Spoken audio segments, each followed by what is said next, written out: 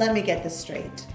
You blew up a building. 2 CIs and the CEO of 22andU. 2 competing federal agencies with the same mission. I don't understand why those Fed a-holes are so darn mean. To protect the public from the scourge of dangerous misinformation. You know those bum idiots. This is all them. We had a solid case. The word entrapment, not even in their vocabulary. The explosives we provided were fake. Sworn to a duty to always tell the truth. We have no indication at this time that this was a deliberate act. We're all being transferred. To where? The only place currently with openings. Alaska.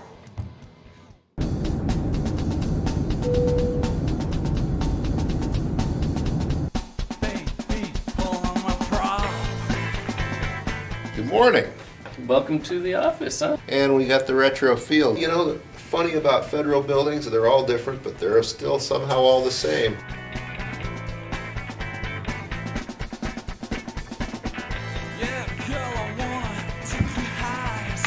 Oh, good morning, Agent Walker. At the coffee station. We actually drew straws before he got here, and I won, so we get to work together.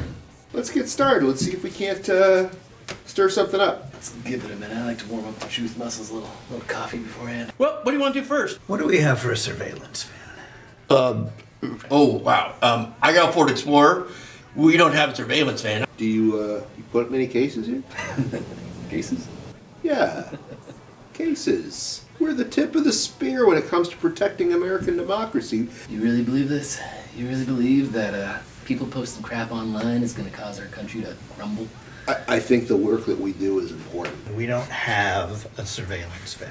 Me and some people got one. We've never needed one. We need a surveillance van. We need a big case or a CI who can lead us to a big case. What do you need the van for? Surveillance. CIs, or confidential informants, are the lifeblood of any good law enforcement agency. Public posts on social media are one of the best ways to find CIs. Agents would never use coercion or take things out of context to try and persuade someone to become a confidential informant. The new Taylor Swift single is absolute fire. I'm just seeing a lot of incendiary and violent language here. Agents always need to be on their toes and ready to make snap decisions. Is there anything I can do for you guys? Actually, David, there is something you can do for us. Chicken nuggies. Chicken nuggies. What? Cheeseburger. Cheeseburger. McDonald's cheeseburger. Burger King. Burger King cheeseburger. Flame broiled. And chicken nuggies. Oh, baby, know you're gonna like it. I wanna be your beaver pilot. Said, honey, know you're gonna like it. I wanna be. Awesome, right? Is this a loner? This thing's totally legit. What is this? It's got windows!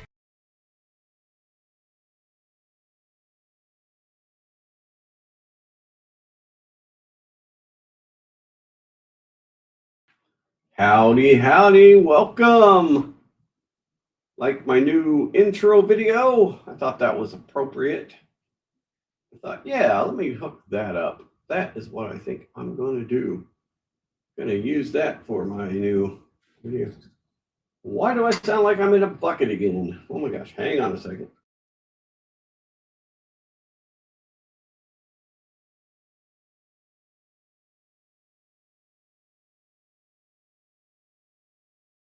Hopefully that is improved. Let's see if that's improved. I'm hoping it's improved. We'll know here in a second. It is absolutely improved. All right. Good grief. I so love all of the technical difficulties. It wouldn't be this show without technical damn difficulties. Every day, every night, twice on Sundays, except we don't do it on Sundays. But anyway. Yeah, if you missed my intro, go back and watch because it is the... Oh, you did see the intro. All right. Yay. Woo. Thought that was appropriate. I'm like, you know what? I'm just going to use that video for our intro. I haven't loaded it up as a single video yet because I'm lazy. And I just got to figure out how to do it. I want maximum attention on it, so we'll see. we'll see what happens. Michael was going to join me tonight, but little Benjamin has a singing thingy for his school. So he decided he needed to go to that, obviously. And I've got a little bit of ice in my water. I'm waiting for that to melt. And then, as you can see, Michael found this in a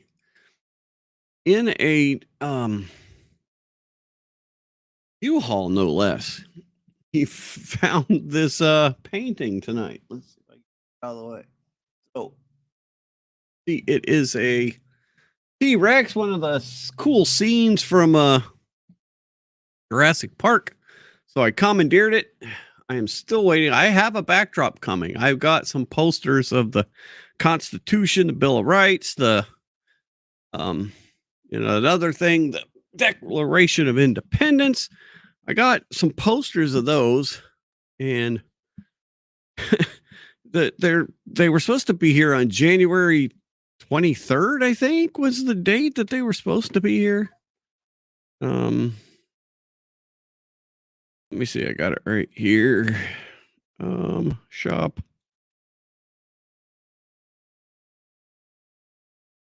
Yeah. So originally they were expected to be delivered on January 23rd. Well, it is now February 6th. As you can see, it's constantly says misshipped and not here. And then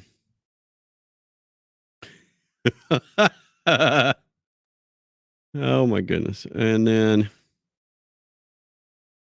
it's in transit to the next facility. Okay. They have updated my thing. It is moving through the network. I looked it up and I cannot register a Find My Damn Package until 45 days after it has shipped. And I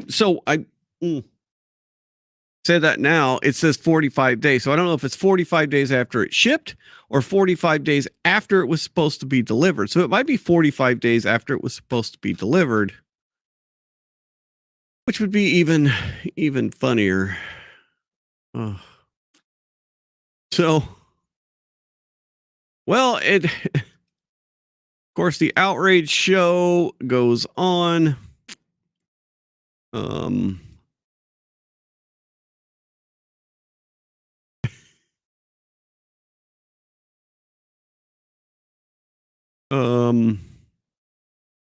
The outrage continues.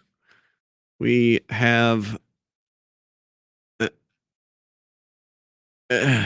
chaos, absolute chaos. And we'll kind of go through what we found over the last even 48 hours since we've been off the air, which just blows me away. It absolutely blows me. It blows my mind. And people who are getting sidetracked and getting narratived, which we need to take the word narrative and change it to a verb, because that's what's happening is people get narratived. They get pushed this information out that's completely ridiculous, but it's what they want everybody to focus on. And like I said, what's happening now with the new administration is they're blowing out any possible, that nobody predicted these moves. Nobody predicted that it was going to be this crazy and they were going to act this quick. Right? And so the stuff that we have been uncovering, though, is just it's insane. It's absolutely insane. This is a post from a organization called Reporters Without borders.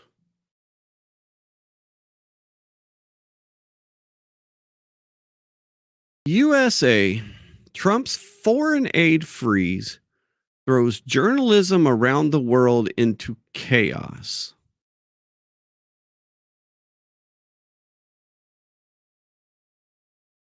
Why are we funding journalism around the world?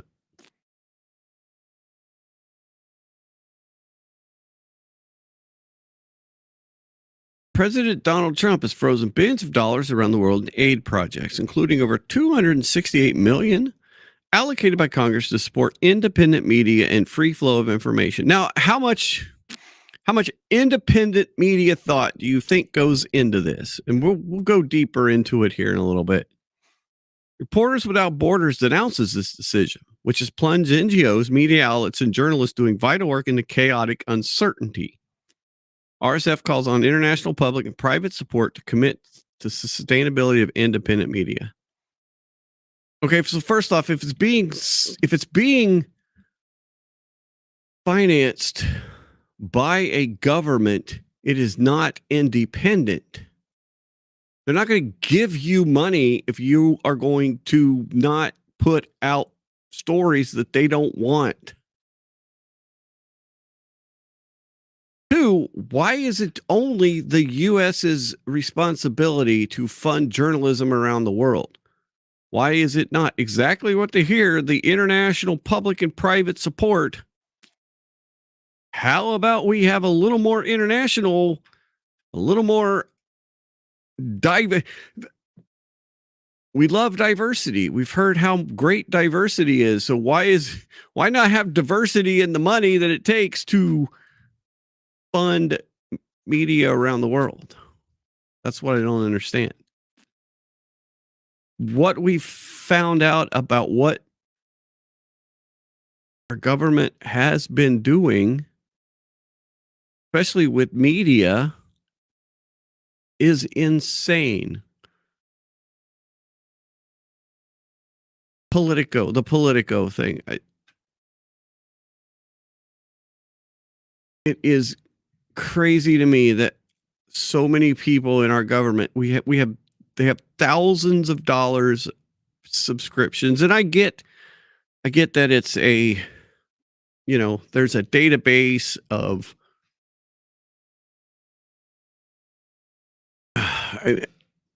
it's the pro subscription to Politico is like a database of things that are happening around the world, like how governments are doing or what everything.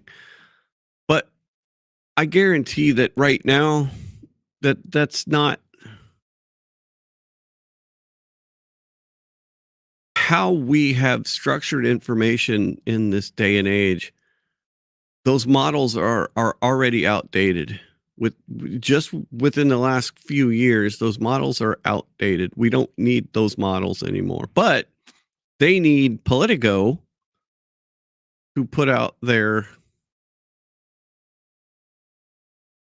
propaganda, which is what they have, which was what it is. It's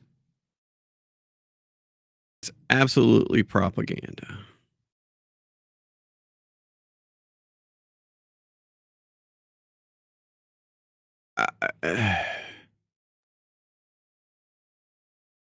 And there was a few things that I found that I just want to show, want to get into this because so this one from Liz Lou. Let's look at the Politico thing over the last 5 years, right? Okay, this is from Liz Wheeler. This is usaspending.gov. So this is what USA has been spending. Politico scandals worse than you think. It's not $8 million that Politico received from USAID. And it wasn't the $8 million was just in 1 year. It's $34.3 million that Politico has received from federal government agencies. Politico is without a doubt a totally corrupt, Anyway, let's just look at the facts. When Politico started receiving bulk payments from the federal government, started flowing in 2015. What happened in 2015? So let's look at we're told that these pro subscriptions to Politico are tantamount important to the functioning of government. Government will not function without everybody that needs one or wants one having a pro subscription to Politico. Okay. Well, it only started in 2015. And then we see it, we've got $1 million in 16 and a little more in 17 and then in 18. Actually, this is 15, 16, 17, 18, 19. Now, 2020. Oh, look, we had an election that year. And then, oh, look, 4 million, and then 6 million, and then 7 million. And then, so it's gone up year over year over year over year. We've given more and more to Politico. So who? The HHS, Department of Education, Department of Agriculture, everybody needs a pro subscription. The FDA, the EPA, the CDC. So what was Politico able to do with that? Well,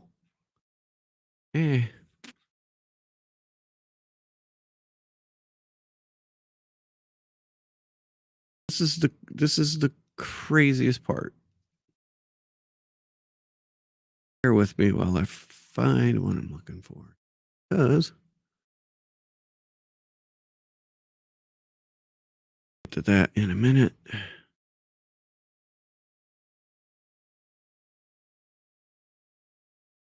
Oh, now I've lost it. Okay, there we go. Hang on.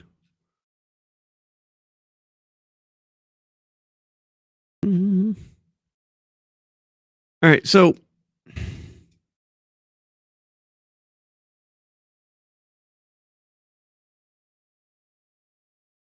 the main thing is there was a couple of things that went on in 2020.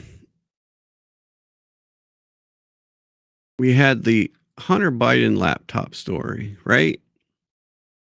And then we had the 51 intelligent folks coming out and say that the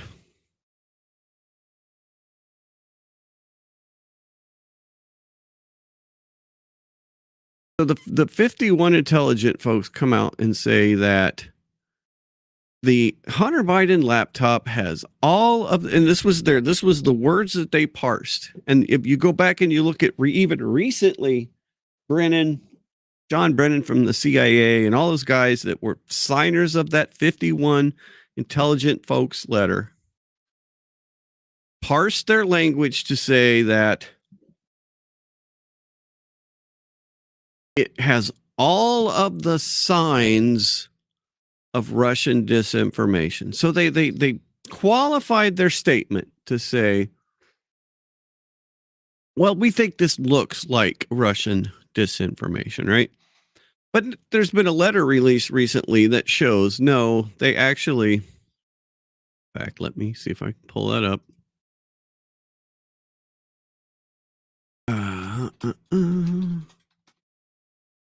Let's see, hopefully. Okay, so this was from John Brennan, right? So they're saying their language now is, well, we didn't say it was Russian disinformation. We said it had all of these signs of Russian disinformation, right? That's their story.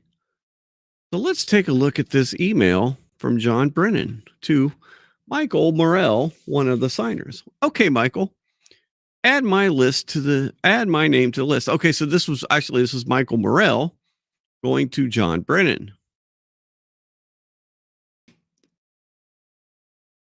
And so Michael said to John, can I add your name to this list? We'll be adding Leon, which was Leon Panetta, Susan Gordon, Jay Johnson, George, Lisa Morocco, and Mike Rogers today. Working on adding Dan Coates, Mike Rogers, and Tom Bussard. a lot of other icy career folks too. The very last line in this email about why they wanted to put this letter together. They're trying to give the campaign, the Biden campaign, particularly during the debate on Thursday, a talking point to push back on Trump on this issue. So they knew Trump would bring up the laptop. So they wanted this letter out there to say that they wanted him to have a pushback point on this topic. Okay. So they knew exactly what they were doing. There was no ifs, ands, or buts, that they knew that they wanted the message to get out that this was Russia disinformation, right? They parsed their language in the letter to say, well, it looks like Russian disinformation. Okay, so what is the Politico story? This is the headline from Politico in 2020, when their operating income from the government really got ramped up. Hunter Biden's story is Russian disinfo, dozens of former intel officials say. There is no parsing in this language. There is no this could be. There is no this has the signs of it. This is Russian disinformation. So the fact that we're paying for this. So what else are we paying for?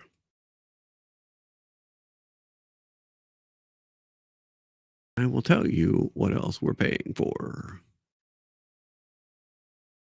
A whole bunch of stuff, but we're paying for, let me see. I had it up and then I didn't. I had it up and then I didn't.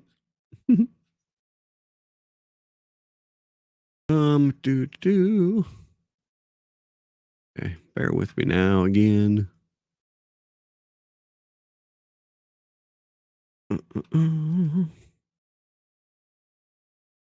There's another agency that we were paying for. Like I need to get exactly the right one. Oh, why doesn't stuff just stay in the order that I put it in? And then stuff disappears and then you can't find it.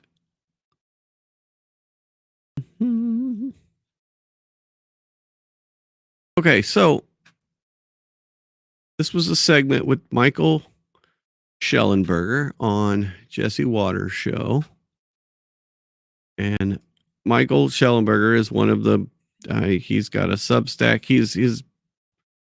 Him and Mike and Matt Taibbi have been they've been all over this stuff, all over the freedom of the press, what the press has been doing. And so this is all verifiable, what he says in this thing. So you have this new piece on and we'll go look at Substack that the USAID and the CIA helped orchestrate Trump's impeachment. Yeah, I mean, Jesse, it's a crazy story. I mean, that's not how a democracy operates. It's not. If you're going to impeach the president, it's not how this is supposed to work. It's not. I don't care how much you don't like Trump. I don't care how much you think he's a bad person. This is not how we operate a democracy. This is not how our money is supposed to be spent. It's just not. Hate him all you want. This is not how we do things. And this is how we've been doing things for over a decade. Since Bush, the first Bush, and after 9/11, all of that, we spent money on the military and we did all that. And some of it, a lot of it was valid. Some of it wasn't because there was a lot of grift in there. And then over the last decade, it has ramped up and ramped up and ramped up, and everybody's gotten in line. The fact that the richest counties in the United States are the ones that surround Washington, D.C. For now, I think that's going to come to an end. But that says something. It's not California. But you got multi-million-dollar mansions lining up in Los Angeles. But the richest counties, the most wealth is around the counties around Washington, D.C. That just doesn't make any sense. So, all right, let me continue. You might forget that, the House of Representatives impeached President Trump in December of 2019. Many people may not remember that it was a CIA analyst who was left over from the Obama White House who wrote the memo that led to the impeachment. It was all based on hearsay. The person had not actually been in the room with Trump. Nonetheless, this memo that he wrote relied heavily on a report done by an organization funded by USAID. In fact, its initial founding funding, now it's tens of millions of dollars, had gone into this group called the Organized Crime and Corruption Reporting Project, a name that's not very memorable, OCCRP, but it was basically created as an extension of the State Department and then of USAID. And as you know, Jesse, this is very serious to be involved in an effort to do regime change at home, as we've been discovering as the files have come out with what Elon Musk has been doing. We know that USAID was really about regime change abroad. It was a kind of public-facing part, regime change operation like CIA, but not covert, more overt. Well, now you see a similar blowback, just like they did censorship abroad and brought censorship tools back home. They were doing this sort of thing abroad, creating a predicate essentially for Trump's impeachment. So I think it's just one of many revelations that we'll see coming out in the next few weeks. So USAID was involved in regime change abroad and here at home. Very interesting. If you want to read more about what Mike's talking about, go to his Substack after the show. Don't go right now. Go after the show. Thanks, Mike. All right, bear with me here. Let me get this out of here. So I want to dig in deeper on this, and we're going to log into his Substack. Actually, I think I've got access to it, but let me make sure. If not, I think it's a good time to get it.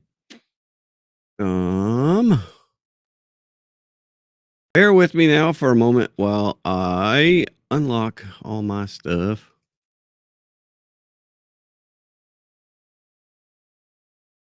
And not share it with you because I don't want to share all of my passwords and whatnot. I'd rather not. Like I've tried to do before. And of course I need a email. Yeah.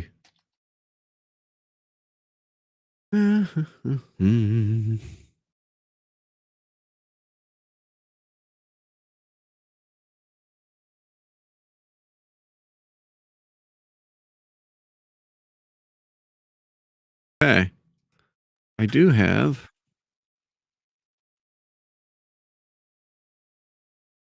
How did I sign in? Okay.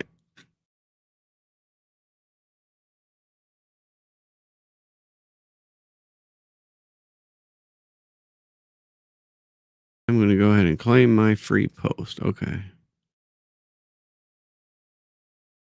Because I really want to read this post here. Oh, come on. I don't want to download the fucking app.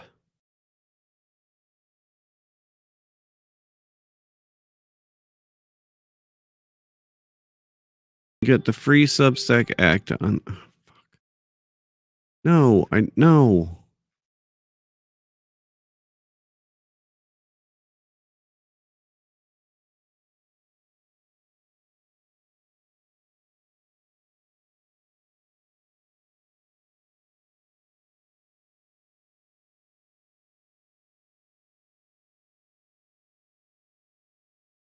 Damn it.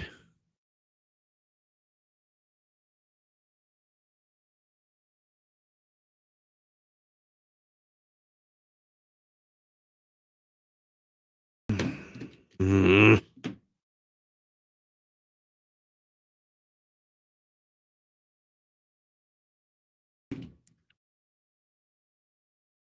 All right.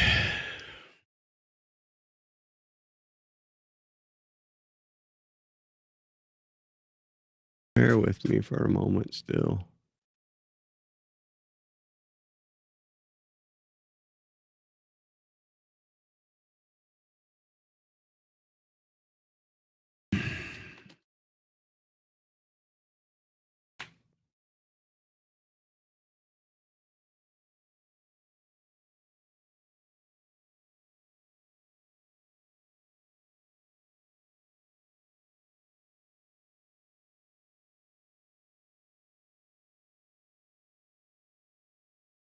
That's right.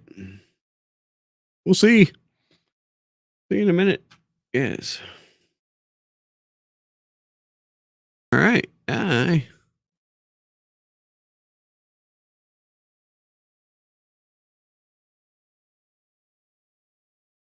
Refresh. All right.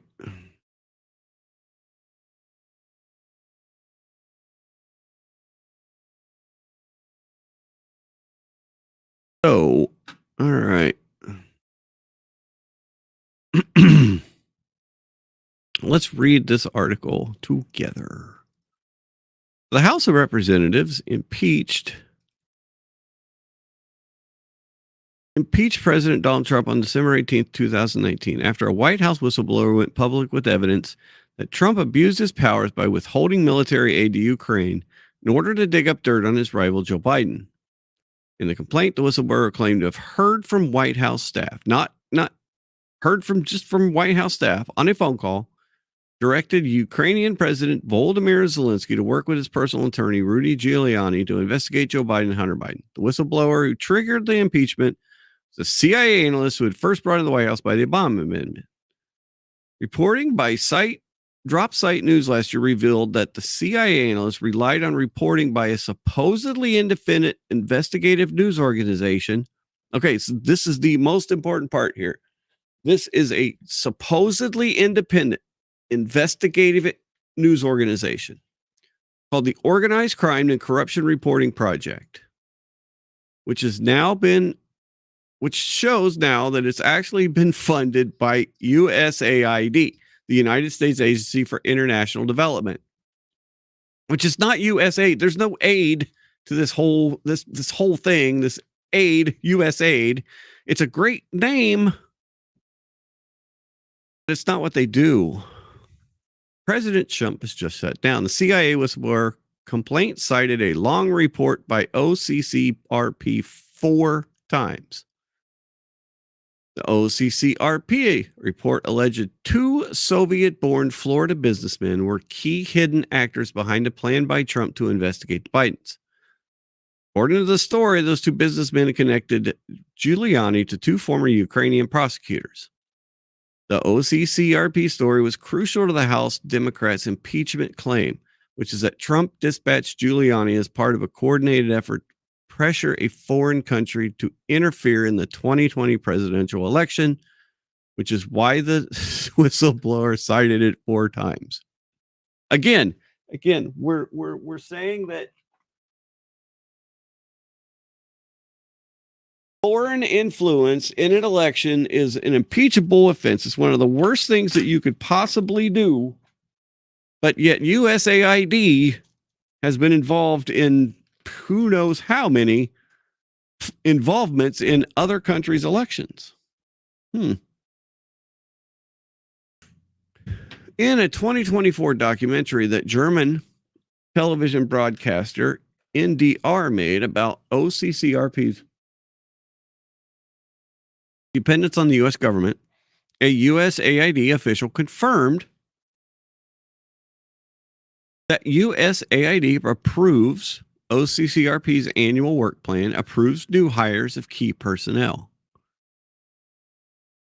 NDR initiated and carried out the investigation with French investigative news organization Mediapart, Italian news group Il Fatto Quotidiano, Reporters United in Greece, and Drop Site News in the United States. Okay. However, according to a Mediapart story published the same day as the drop site news article, NDR censored the broadcast after U.S. journalist Drew Sullivan, the co-founder and head of OCCRP, placed pressure on the NDR management and made false accusations against the broadcaster's journalists involved in the project. So here we go. We have the supposedly independent media outlet gets found out that they actually depend on the U.S. government. And so their officials put pressure on them and make up stories about the journalists that are part of it.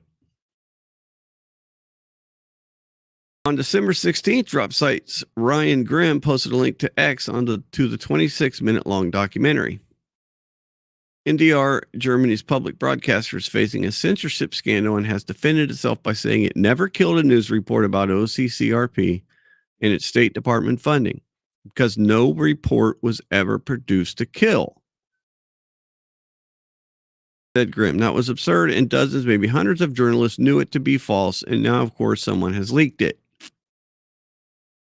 The journalistic collaboration revealed that OCCRP's original funding came from the Bureau of International Narcotics and Law Enforcement Affairs of the State Department, and quotes a USAID official who says, Drew's just nervous about being linked with law enforcement.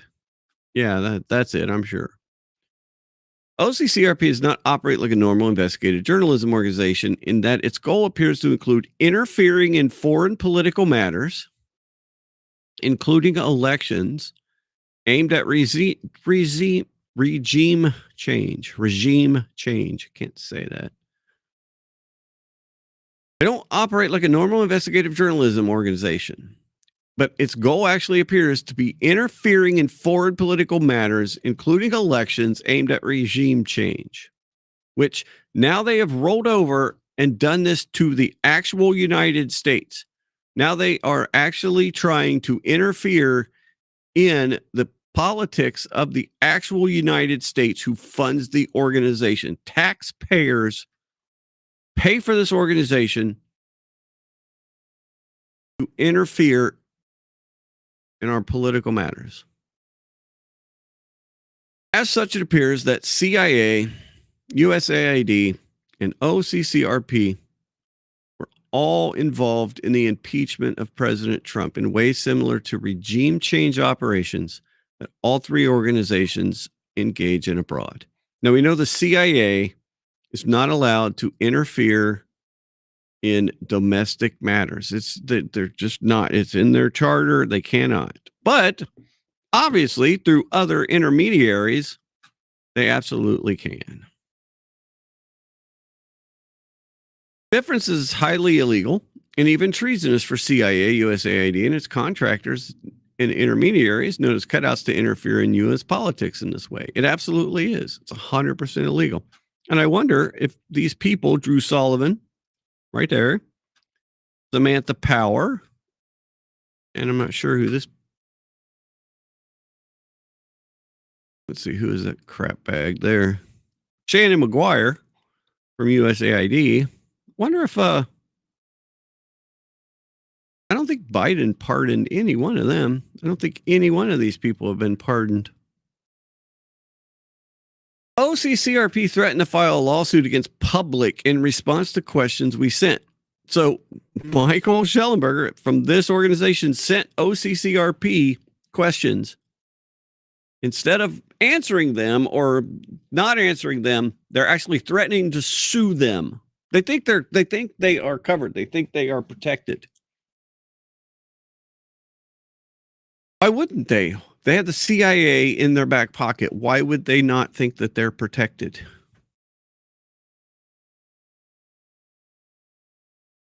The premise of your article is factually false and defamatory. Oh, there we go. Wrote Miranda Patruchik, the editor-in-chief of OCCRP. The claim by Drop Site News and Partner Media that USAID has control over editorial appointments has been disproven, and we suggest you read our response to that. All right, let's see.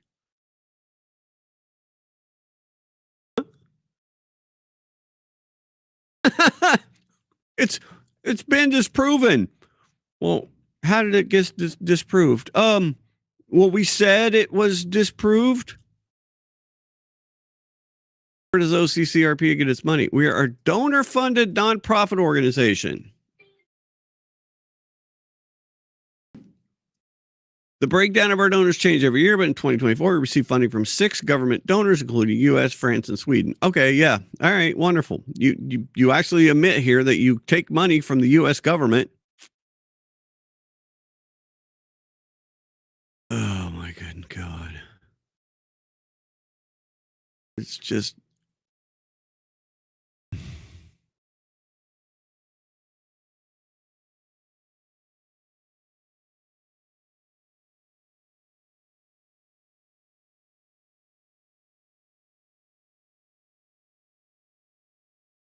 Yeah. Bad, Russia bad, Russia bad, Russia bad. Russia bad.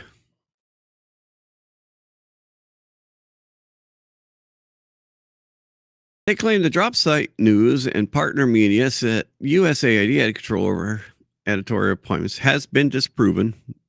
So you click on the has been disproven link and it's a link to their own website where they say, oh, we didn't do that. And we suggest you read our response to that. Okay, what's their response? Let's just see what their response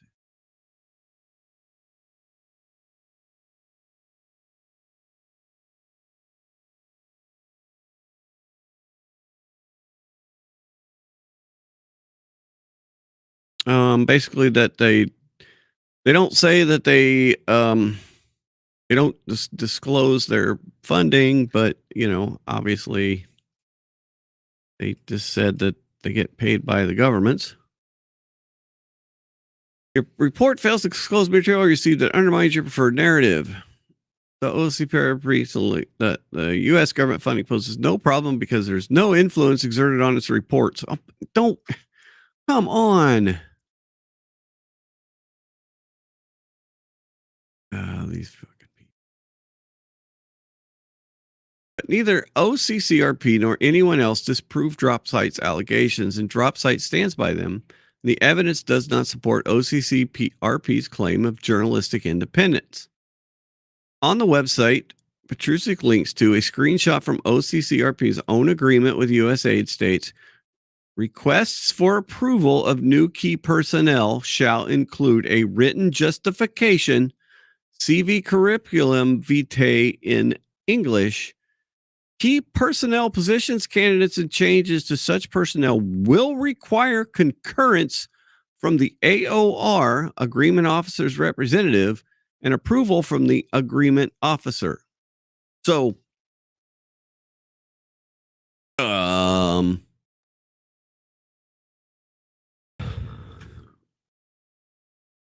OCCRP claims on its website that USAID's oversight of OCCRP is not what it appears to be. This represents a serious misunderstanding of a common procurement procedure. This procedure of persons referred to as the grant's key personnel ensures that money we get is spent appropriately and the work gets done. It's not an editorial role, but a logistical one. But there's nothing in the agreement that suggests USAID's approval of OCCRP's work plan, and senior staff are unimportant to the editorial content produced by them.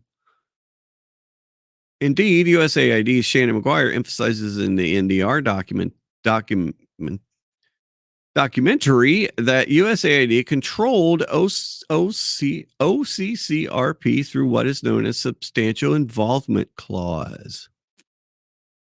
There's a substantial involvement clause in the cooperative agreement, says McGuire. So specifically for this cooperative agreement with OCCRP, it's things like reviewing and approving an annual work plan.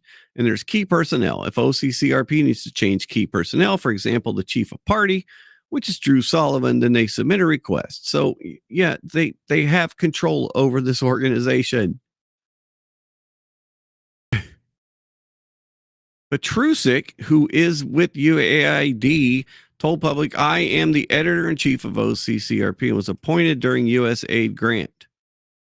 But my CV was never sent to USAID. No approvals. Yeah, these people just know how to lie. So, I mean, they're basically controlled by the United States. They're funded by the United States. And not only did the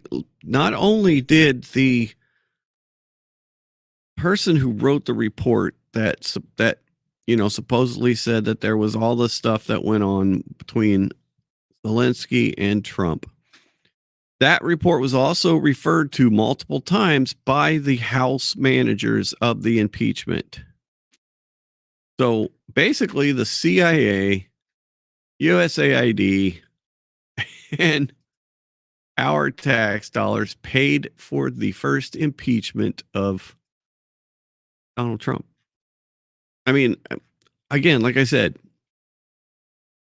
don't like the guy, whatever. This is not how this is supposed to operate. We're not supposed to be supporting entire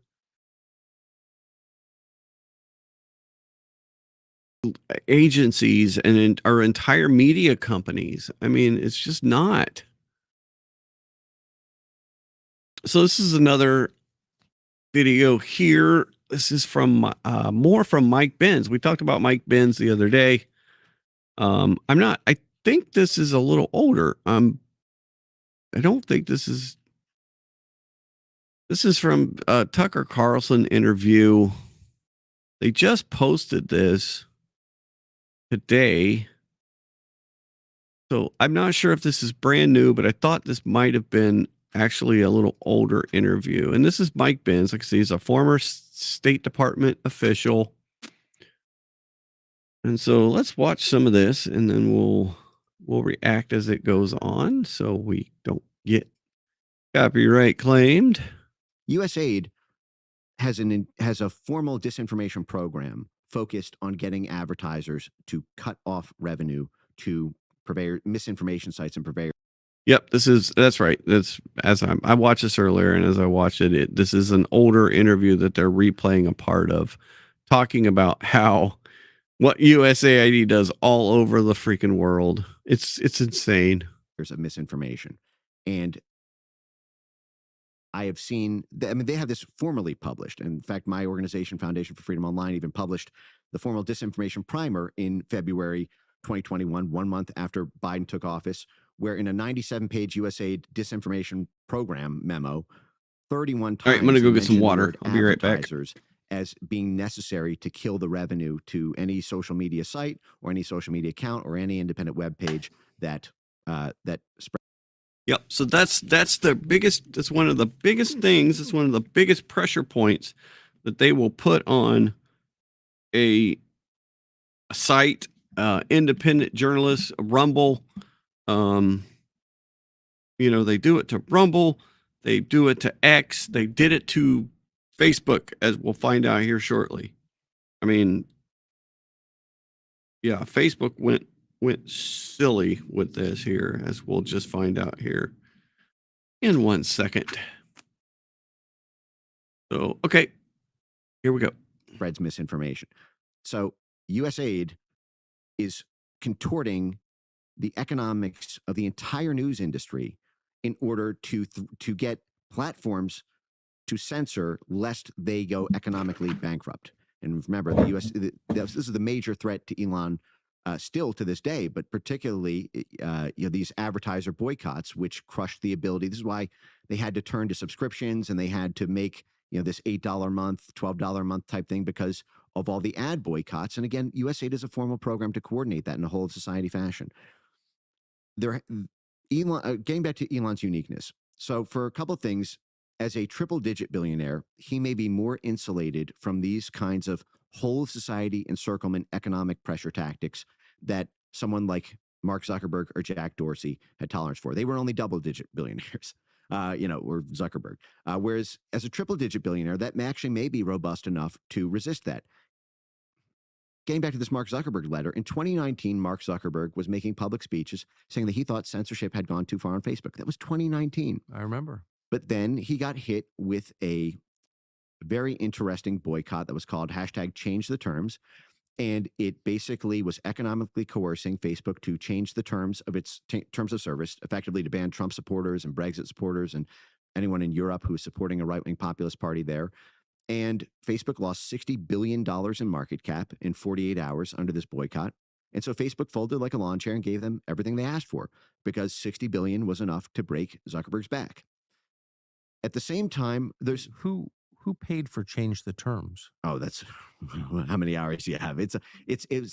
How about 60 seconds? Just bottom line it for us. I mean, nominally, it was the ADL and color of change under this kind of hate speech idea, but it was joined by dozens of USAID funded, U.S. State Department funded NGOs, civil society institutions who were all creating the base of that. So nominally you had these, ADL color of change, and it's about hate speech on social media, but the buffering substructure for it were all these US government intermediaries in country after country. The free and open internet, unfiltered alternative news, the rise of citizen journalists, the rise of citizens in those countries who have larger voices than CIA-backed media, than USAID-funded media, than State Department-funded media, has meant that the State Department has lost control of those countries. And what happened was, after 2016, the technology and the networks were established to be able to add a new toolkit to American diplomacy, which is diplomacy by censorship.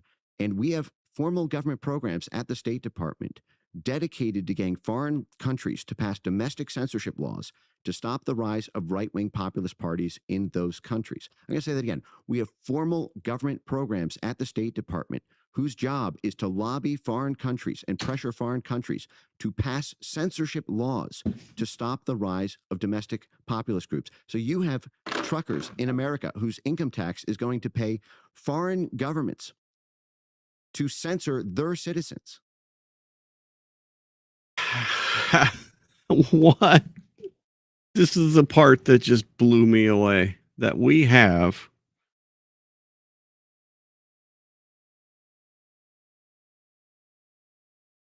our government finances and puts pressure on other countries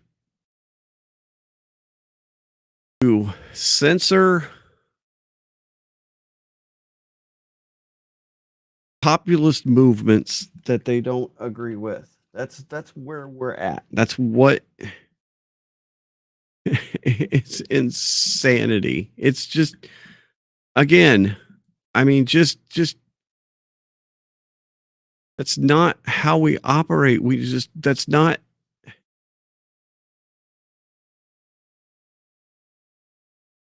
We keep hearing that we have, we keep hearing that Elon, nobody voted for Elon, right? And so how come he's, all over our government? Well, we didn't vote for any of these people. We didn't vote for Samantha Power to have influence on other countries. Like we saw the thing from Rubio the other day that USAID doesn't think that they have to report to anybody. They just operate completely as an independent agency of any government. I mean, so let's continue. This is the sort of schizophrenia right now of American We're becoming the Soviet Union, which exported poison around the world for all those years. I really felt like the United States was, the bulwark against that. But whether that's true or not, I don't know. I'm trying to reassess. What is true now is we're doing what they did. We're sowing chaos and tyranny around the world. It's like, I am so heartbroken to see this. Well, it's amazing you say that, because as someone who is sort of present at creation in terms of watching this all get established and spending my whole life monitoring it and chronicling it, They were very aware of that when they were setting this up. And when I say they, I mean NATO, the US State Department, the UK Foreign Office, after the 2016 election and after Brexit, and they very, very important part right here. After 2000, and think about this. This happened during the 2016 administration. This happened while those other people were in charge. So if you look at this objectively, how does any of this correspond to what the president at the time, the administrative goals would be? It didn't. It was people who thought that they knew better than everybody else. They began this whole consensus building quest about how to get all the relevant stakeholders from the government, from the private sector, from civil society, and from the media to all come together and create this whole of society censorship coalition, whole of society counter misinformation coalition, technically they call it. But they were very aware of that what they were doing was exactly what they accused Russia and China of doing. Intensely aware. They were very careful in establishing it, according to this idea that what we will do is we will be able to essentially have plausible deniability, but even though we're funding it and we're directing it and we are pressuring everyone to join this censorship coalition. And so this is how you had tens of millions of dollars from the U.S. State Department funding the private sector pop-up censorship mercenary firms, funding the civil society institutions, the universities, the censorship activists, the NGOs, the nonprofits, the researchers, and also on the media side, and all these USAID-funded media outlets, all pushing for censorship. And there's an elegant structure to it, which is that the government pays the civil society institutions to do essentially CIA work against our own citizens. This is why there's so many CIA analysts at the censorship universities, the censorship labs. They'll call them disinfo labs. At 60 plus U.S. universities, all funded by the U.S. government. They do, and I assume on cable television too. They're everywhere on all the channels. Yes. DHS actually, onboards, media organizations into its counter disinformation work. And again, the Department of Homeland Security onboards media folks on how to recognize disinformation. Political appointees, not elected officials, non-elected government officials are onboarding media folks to explain to them how they can hunt for disinformation. I mean, this is dystopian, man. I mean, it is. It's just, this is next level. And we see that billions and billions of dollars have been spent on it. Because media is the fourth quadrant in the whole society framework. And it's government, private sector, civil society, and media all aligned like a magnet to create the censorship outcomes so that there's no holes in the Titanic. No one can resist it. No one can stop it.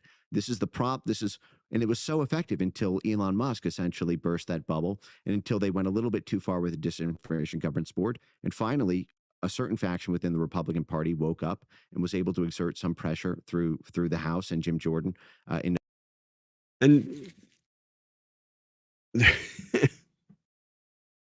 the Republicans are not innocent in all this. They too have gotten tens of millions of dollars for their pet projects, and yeah, we'll look at that here in a minute. And so that the establishment ones especially would they're not going to push back on this because they want those funds to keep rolling in. November 2022. We selectively promote either free speech or censorship depending on what's most advantageous for political control in any particular country. So, for example, if Bolsonaro were to have rose back to power in Brazil, have no doubt about it, free speech would be back on the menu, and Bolsonaro would be accused of censorship, over, jaywalking, on a random street corner. And we would be pumping up through NGOs and university centers and journalists on payroll. We'd be pumping $100 million into Brazil's free speech economy in order to create anti-Bolsonaro sentiment. That's right. But one of the things beginning, and I come back to this Brazil Can case. I just ask you to pause one last time? One of the things I've learned from you over the past couple of years, I've learned a lot from you, but one big picture idea that I didn't fully appreciate till I listened to you carefully was that our foreign policy drives our domestic policy. Yes, 100%. 100% what's going on here. There's no And such thing as Yep, listen to what he says. Listen to the answer. Our foreign policy drives our domestic policy. There's no such thing as domestic policy. Exactly. We don't have domestic policy anymore. There is no such thing as domestic policy or a separation of domestic and foreign policy. It all is one big mass now.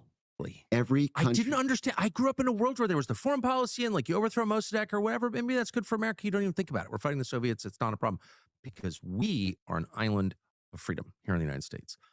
And your reporting and analysis suggests exactly what you just said. There is no domestic policy. Everything that happens in this country is an outgrowth, a function of our management of the world. Yes. Mm-hmm. There's no such thing as domestic policy because every country's domestic policy is another country's foreign policy. Whatever you do in the United States or whatever any foreign country, a foreign country wants to change its labor laws. Well, guess what? That impacts the bottom line of U.S. corporations who employ labor pools. This is so crazy. This part right here. Like we always hear about, stuff that is not national security concerns, but just a national concern, right? Not even security, just in the national interest, right? The national interest. What does national interest actually mean? Pools there. A foreign country wants to nationalize its graphite industry. Well, guess what? Now America can't make pencils. Every internal policy of every other country on earth impacts the bottom line of some U.S. national champion. Now, how the State Department defines national interest is essentially the college of corporations and financial firms that are U.S. national champions. So, for example, if something happens, if Georgia or Azerbaijan does something that impacts the bottom line of ExxonMobil or Chevron or Halliburton, that becomes a State Department priority in order to protect U.S. national interests against this nationalization law that's happening in Georgia or Azerbaijan. And it's the same thing with every industry. And so, yeah, I do want to get back to this sort of exporting the First Amendment concept that was such a big part of American statecraft. I think almost no one, there's almost no better example. This is coming up here. Yep, James, you're right. No, it's insane. It's not a swamp. It's a sewer. It's been that way. Like I said earlier, it's been going that way since Bush and Cheney and that whole thing. And they spun it.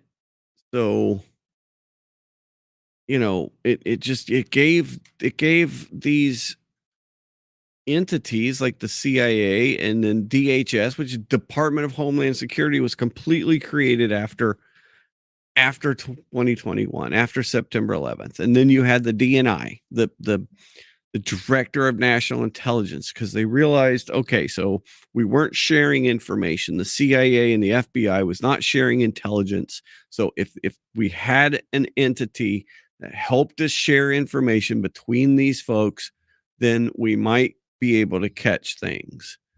And it worked fine while it was a foreign thing, but then we decided that it needed to go against people in our own country.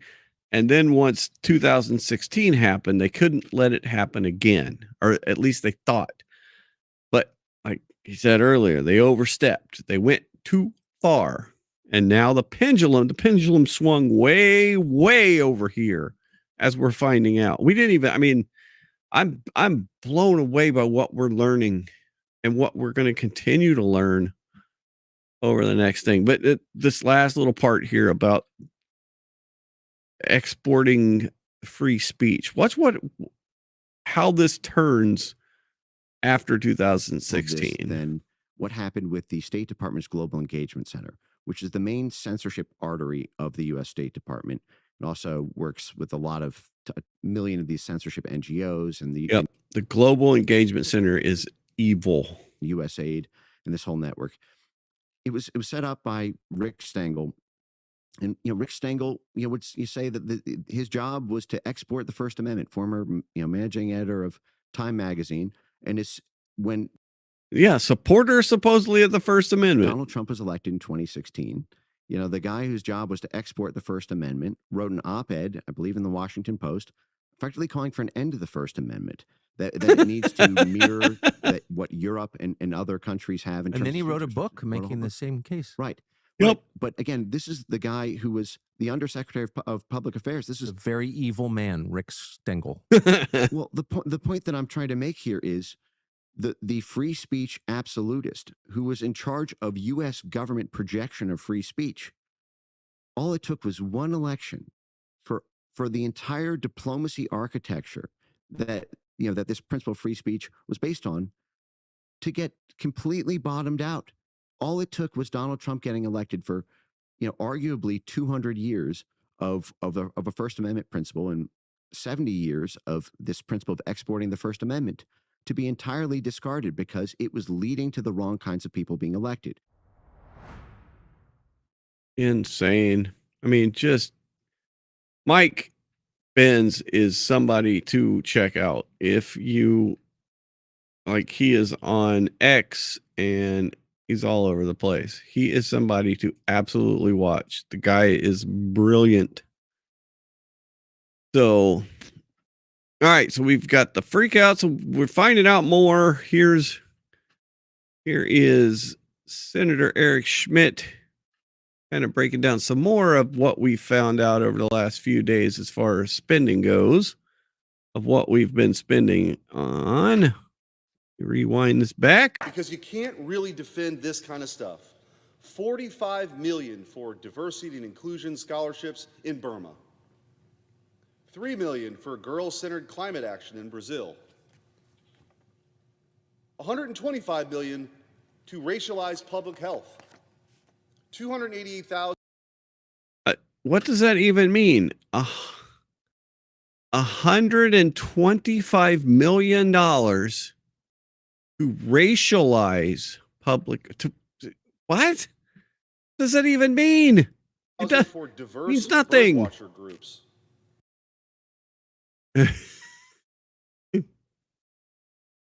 $280,000 for diverse bird watchers. USAID, which is in the center of the storm right now, and rightfully so, spent $1.5 billion to, quote, advance diversity, equity, inclusion in Serbia's workplaces and business communities. $70,000 for the production of a DEI musical in Ireland. $2.5 billion for electric vehicles for Vietnam. $47,000 for a transgender opera in Colombia. Not Columbia, Missouri, or Columbia, South Carolina, the country of Colombia. $32,000 for a transgender comic book in Peru. $2 million for sex changes and LGBT activism in Guatemala. $6 million to fund tourism in Egypt. This is what they're mad about. Because you can't really. This is why we have the yelling and screaming and I saw this guy, this too here. Like I said earlier, this guy shared, last year my wife accompanied me on a business trip to DC. We stayed at a nice hotel in Arlington. One evening we went for a walk in a beautiful neighborhood nearby. My wife was checking out home values on Zillow. Even the older, smaller homes were in the 1.5 to 2 million range, and many were 3 to 4 million. Where do all these people get that much money? From us, I replied. Here's what pisses me off. My wife and I have worked hard our lives to achieve some measure of success. We make a good living. We've been frugal, sacrificed, put our kids through college, saved and invested, paid our bills, and haven't taken a lot of debt. Now I look at my portfolio, factor in inflation, and then conclude I might have to work until 72 so as not to run out of money in retirement. It's fine. I like what I do, but I'm not complaining about the hard work. My parents raised me and expect to be like that. We raise our kids the same way. Now I look at parasites in DC and elsewhere, raking in millions of taxpayers' dollars while offering nothing of value to society. Now, granted, there are some very good. Yeah, I know exactly. Racialized public health. So,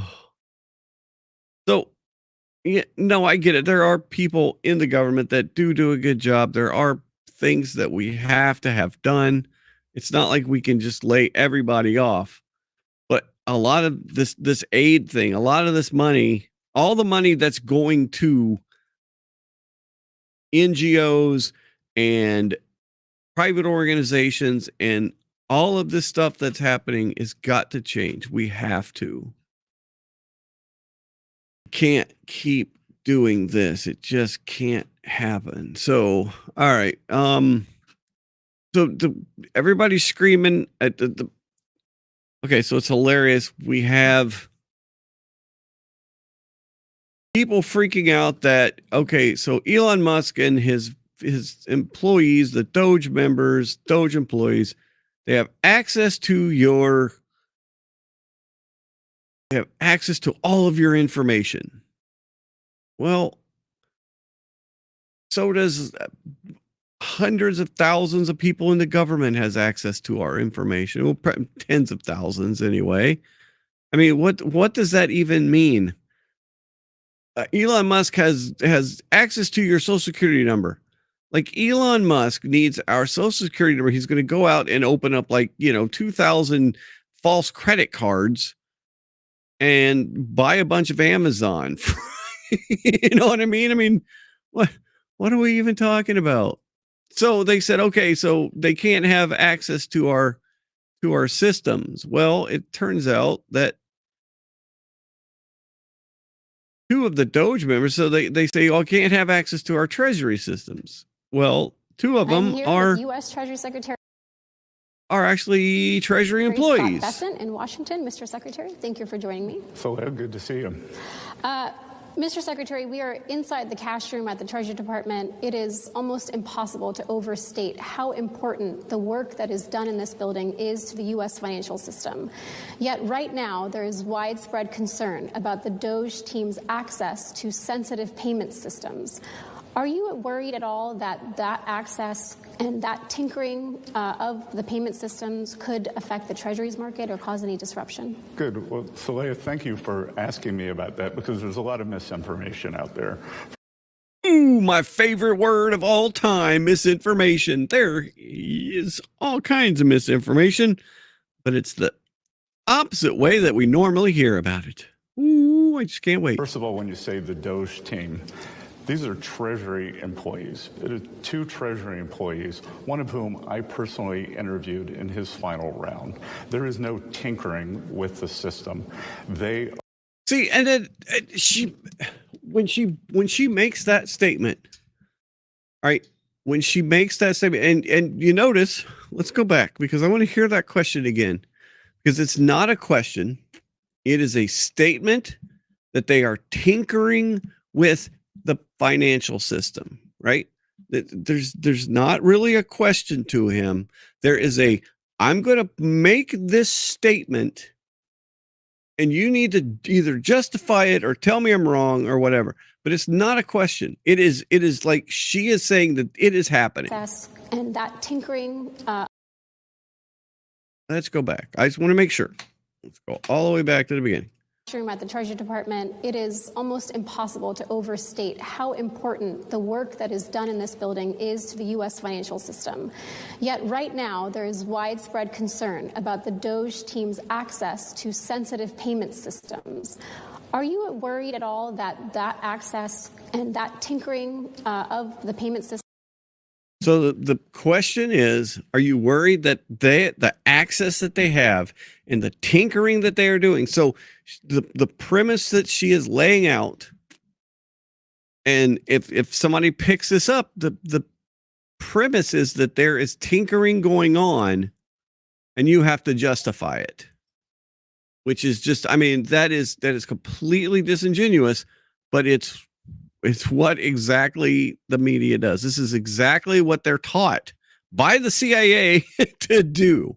Oh, no, I mean, we trust SpaceX and we trust Elon Musk with a lot of our space flight now. And they would absolutely be held accountable. You're correct. Systems could affect the Treasuries market or cause any disruption. Good.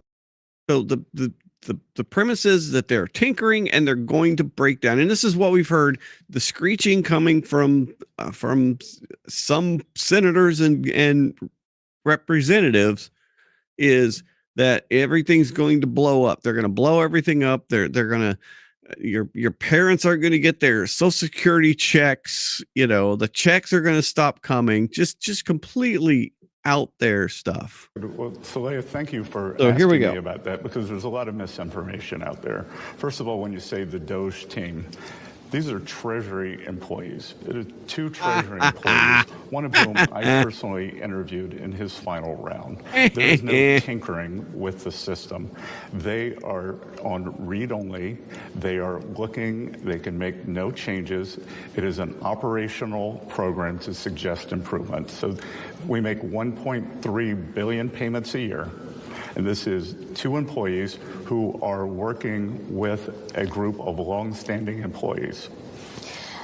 The letter that the that totally, she didn't know what to say there. So now, okay, let's see where she takes us. Where does she take the narrative? So the narrative has been checked. Oh no. Sorry, Patty. I know how those bad nights, we all know how those nights go, man. Well, I'm glad you're here. We're all pointing and laughing. So, okay. So narrative's been shot down that there is a team of people tinkering with our financial system and it's going to crash the market. So that has been disrupted, right? So you saw that little pause there. She had a pause. Treasury Department. A group of long-standing employees. The letter. Okay, now where do I go? I haven't seen this yet, so I'm kind of curious to see where this goes next. The letter that the Treasury Department sent earlier this week talked about how the team currently does not have access to change the system. Have they at any point this year had the ability to make changes? Absolutely not. This has been going on for like a couple of days, right? What does she even mean this year? I mean, see, so there you go. The narrative that they have to get across is they have access to tinker with and change the system. That is what they have to get across. And you're right. No, so people do not hear the truth. They absolutely do not. They hear this stuff. They hear this narrative. This is the narrative that has to be sent out, right? That Elon Musk is tinkering with the financial system, that he's got access to your Social Security number, and that's somehow bad. Like he's got access to all your information. Oh my God. I mean, Eric Swalwell came out today and said, Elon Musk has got access to your information. You know, the same guy that slept with a Chinese spy is going to lecture us about keeping information secret. This is no different than you would have at a private company. And by the way, the ability to change the system sits over at the Federal Reserve. So it doesn't even lie in this building. So they... Bam. Oh, narrative crushed. Sorry. Next narrative. Questions on how to change the system, but we don't even run the system. And if they ask for, if they request the ability to change the system, would she won't give up. I mean, she's doggedly not going to give up. you grant that? Persistent. No, again.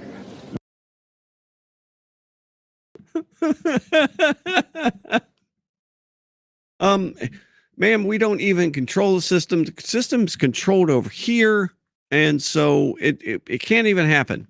Well, but if they ask you nicely and they say pretty please with sugar on top, would you let them change it? Oh my God. They have no ability to change the system. I have no ability to grant that change. I can't even tell them. That they can make suggestions, then it would go to the Federal Reserve, and just like any large ERP system, there would be tests, there would be this, there would be that, and then the Fed you are correct, James. whether these absolutely changes are 100%. As the Secretary of Treasury, you also oversee the IRS. Do you know what kind of access the team has to IRS data or individual taxpayer data? Well, There we go. There's the next narrative, right? Elon and his team has got access to your information, and they're going to rob you. That's that too, because look, the IRS, the privacy issue is one of the biggest issues.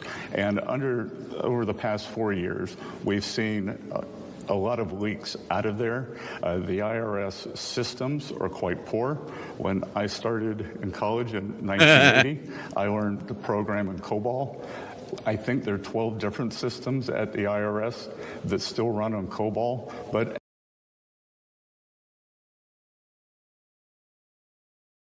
they're worried about Elon Musk having access to their systems when, like, somebody with like rudimentary understanding of hacking can get in there and has gotten in there and gotten everybody's information anyway.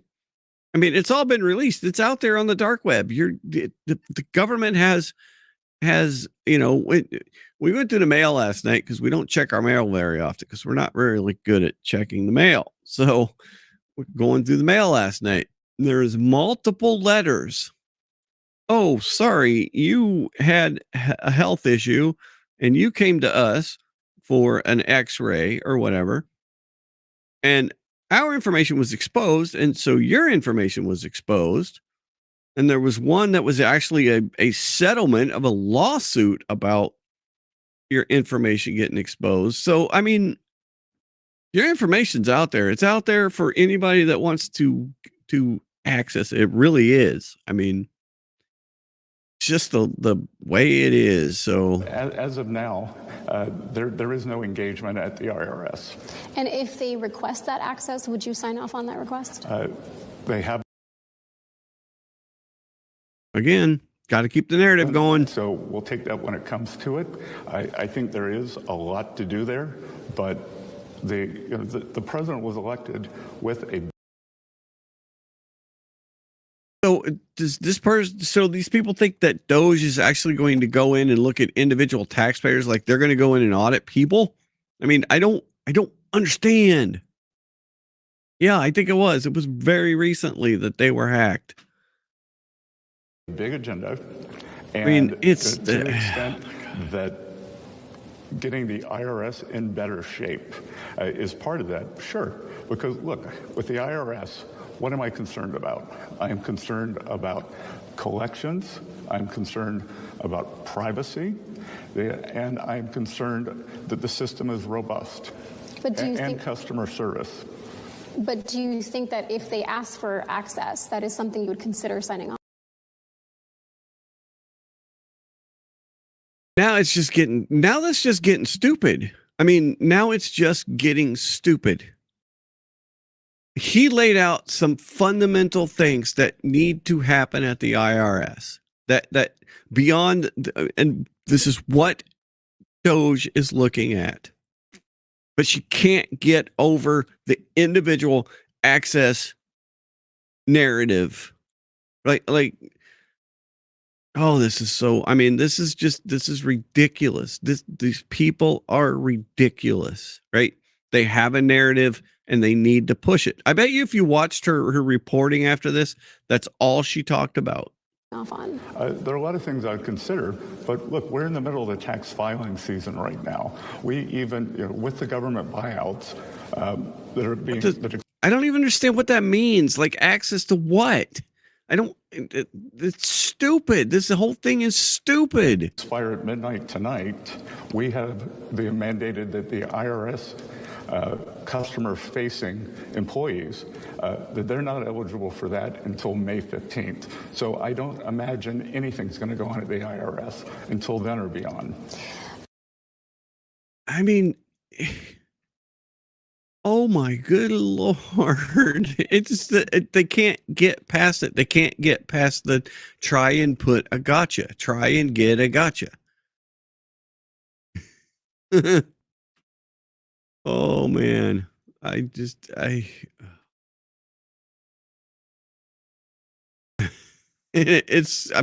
keeps going. It keeps going.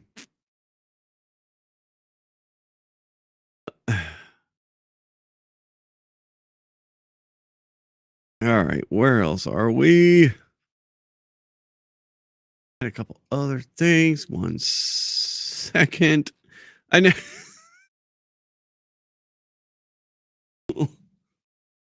So it's come out that one of the Doge people, one of the younger guys, has an interesting nickname online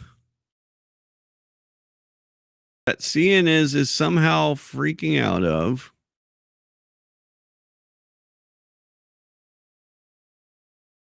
And CNN even had the cryon up.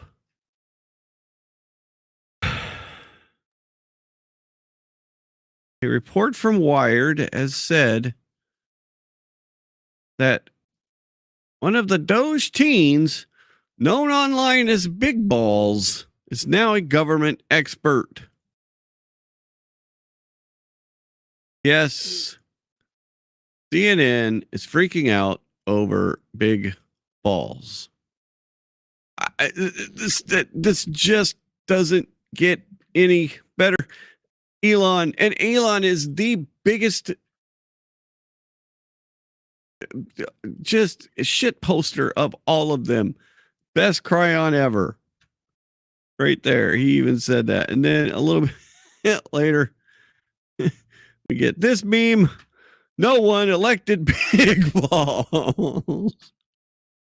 But Elon said, personally, I voted for Big Balls. I can't even, I mean, oh my Lord.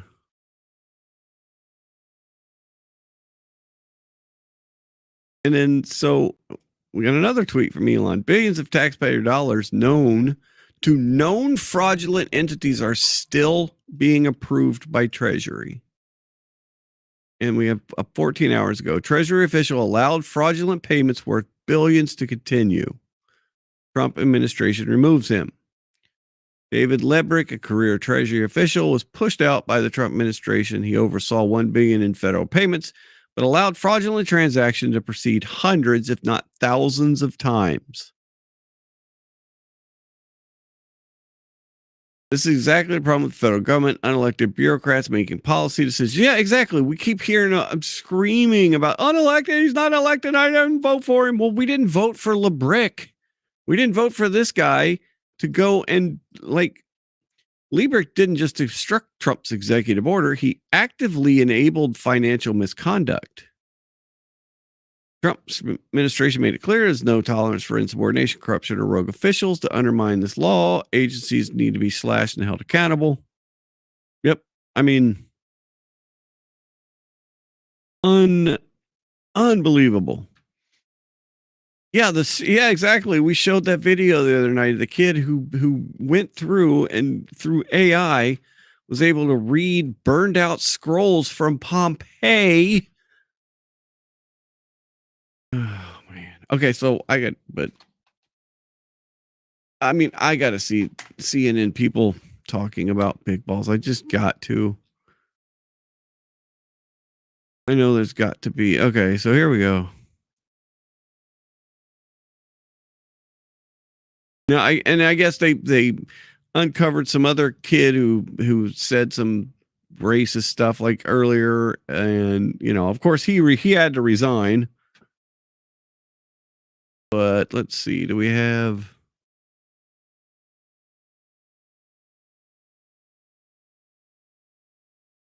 nickname Big Balls online, so that would be one way that we could refer to him. He is now working at Musk's behest inside Doge. And we looked into his background. And so we found, several notable things, Aaron, one of which is that this individual has founded multiple companies, including one with another unfortunate name, Tesla.Sexy LLC, which he established in 2021. He would have been around 16 years old. Now,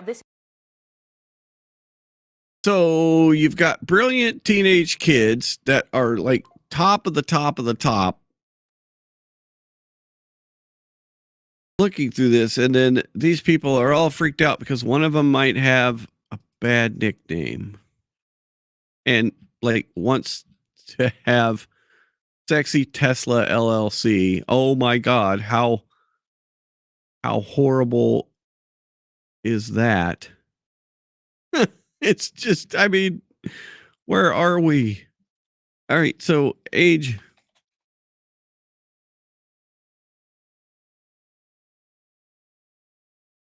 I can't believe that, we're putting young people in charge of our systems. Like, in 1776, when, I don't know, a few things happened to actually establish this country. Alexander Hamilton was 21. James Madison was 25. Even Thomas Jefferson was only 33.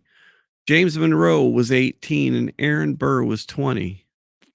Even the older founding fathers, John Adams was only 40 and 44 for George Washington. So Alexander Hamilton, if you read the prolific writing of Alexander Hamilton around this time, but the time he was between 21 and 26, 27 years old, he had a profound understanding of what we needed to create. James Madison, the same way. I mean, there are brilliant people that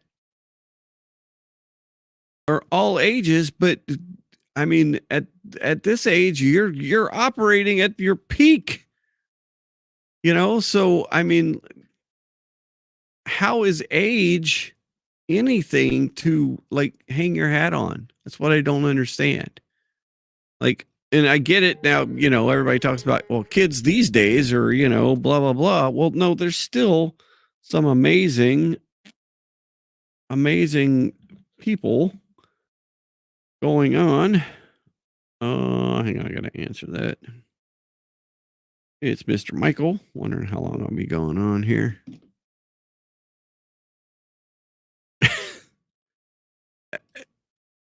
We're so, I mean, like this person. I saw this today. This is a state representative in Michigan. Now, in her defense, Michigan is one of the worst places in the entire earth. It's probably the worst place on the entire earth. The people in Michigan are like, the people in Massachusetts are dumb, but like, I mean, they don't even hold a candle to people in Michigan. So just going to get that out there. Michigan sucks. So this person is a representative in Michigan, Representative Lori Husky, and what she has sacrificed for the United States because I just wanted to take a little bit of time to talk about how I'm so immensely grateful for all of the work that has gone into advancing abortion rights. Obviously, voters, because that's the most important thing in the entire world. Protected the right to abortion in our state's constitution.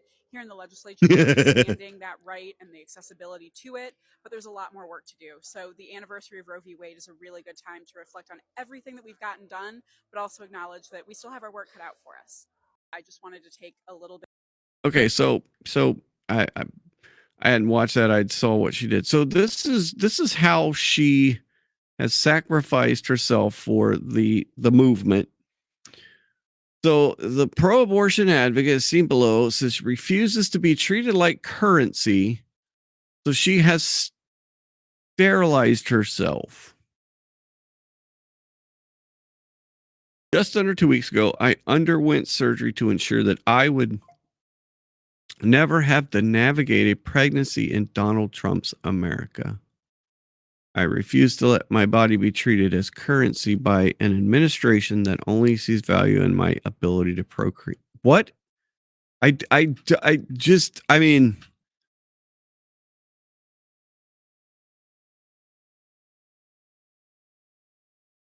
that's an elected official An elected official has had surgery to make sure that she can never have children.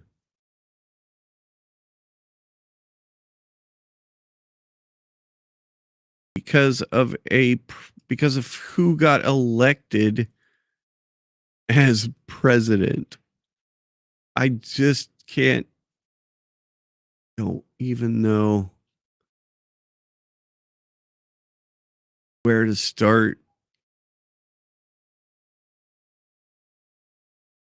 Yeah. So we've got another. We're going to continue to find out. Michigan. Yeah, Michigan.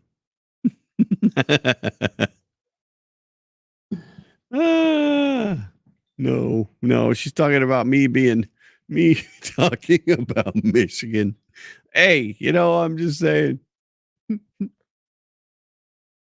that I don't. You've made this decision that affects the rest of your life. Yeah, exactly. What happens after a few years? I mean, and what I don't even understand the comment of how, like, she would be treated like her right to have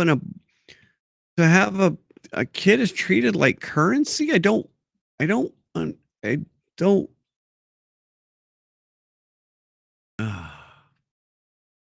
So Ted Cruz has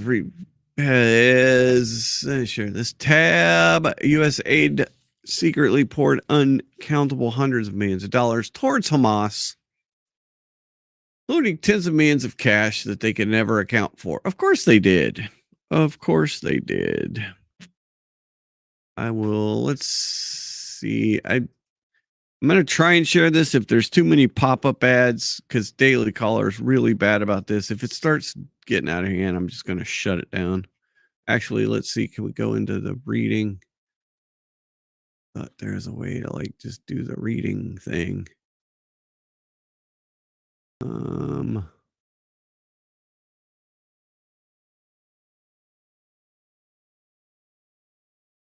No, I don't want notifications. I don't see it. Where is it? There's a way you could just do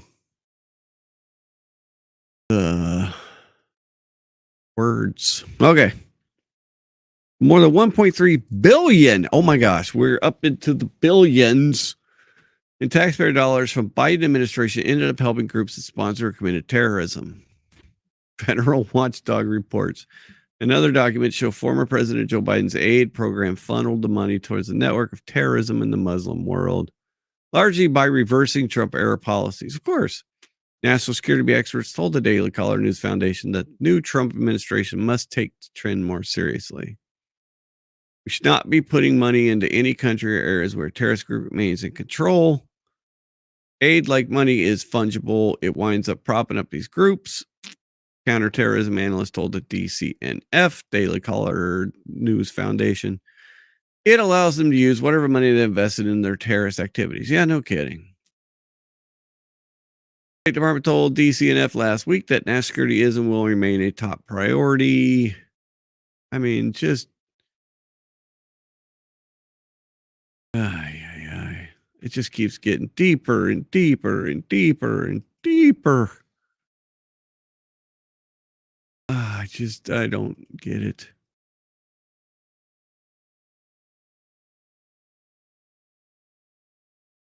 What else? Yeah, no, I did see something earlier. Yeah, James, that there's possibly missing money from that we supposedly sent to Ukraine that didn't make it there, or the weapons didn't make it. And we know that not all the weapons were going there. Those weapons were going to other places as well.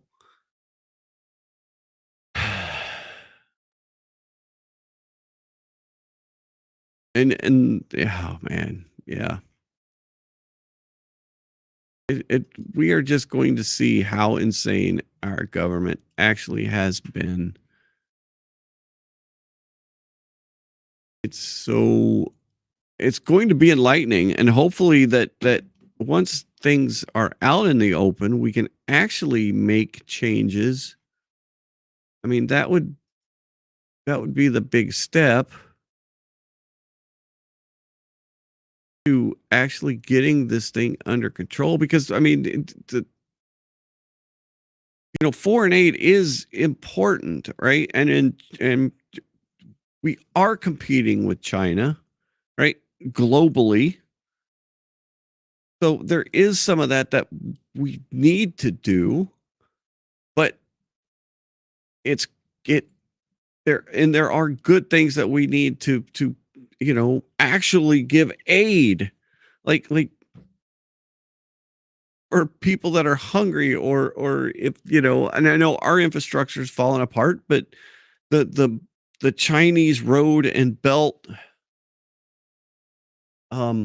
program that they run in a lot of these countries makes a difference, and it gives China a lot of influence in these countries. So having influence is important, but not the influence that we have had. The influence is just morphed, and it's just not the type of influence. We don't need to be influencing people to censor, and we don't need to be influencing people to change their leaders. We don't need to be influencing elections. We don't need to be doing the things that we're doing. We must have it's got to be a better way. So let's see, is this new here? This is all right. I love this guy. This is Mr. Kennedy from Louisiana.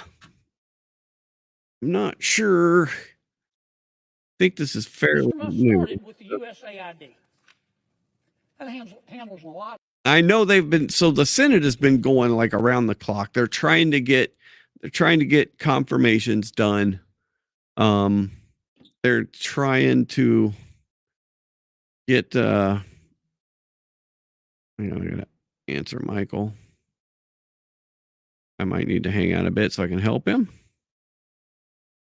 Just keep going. So they're trying to get confirmations done.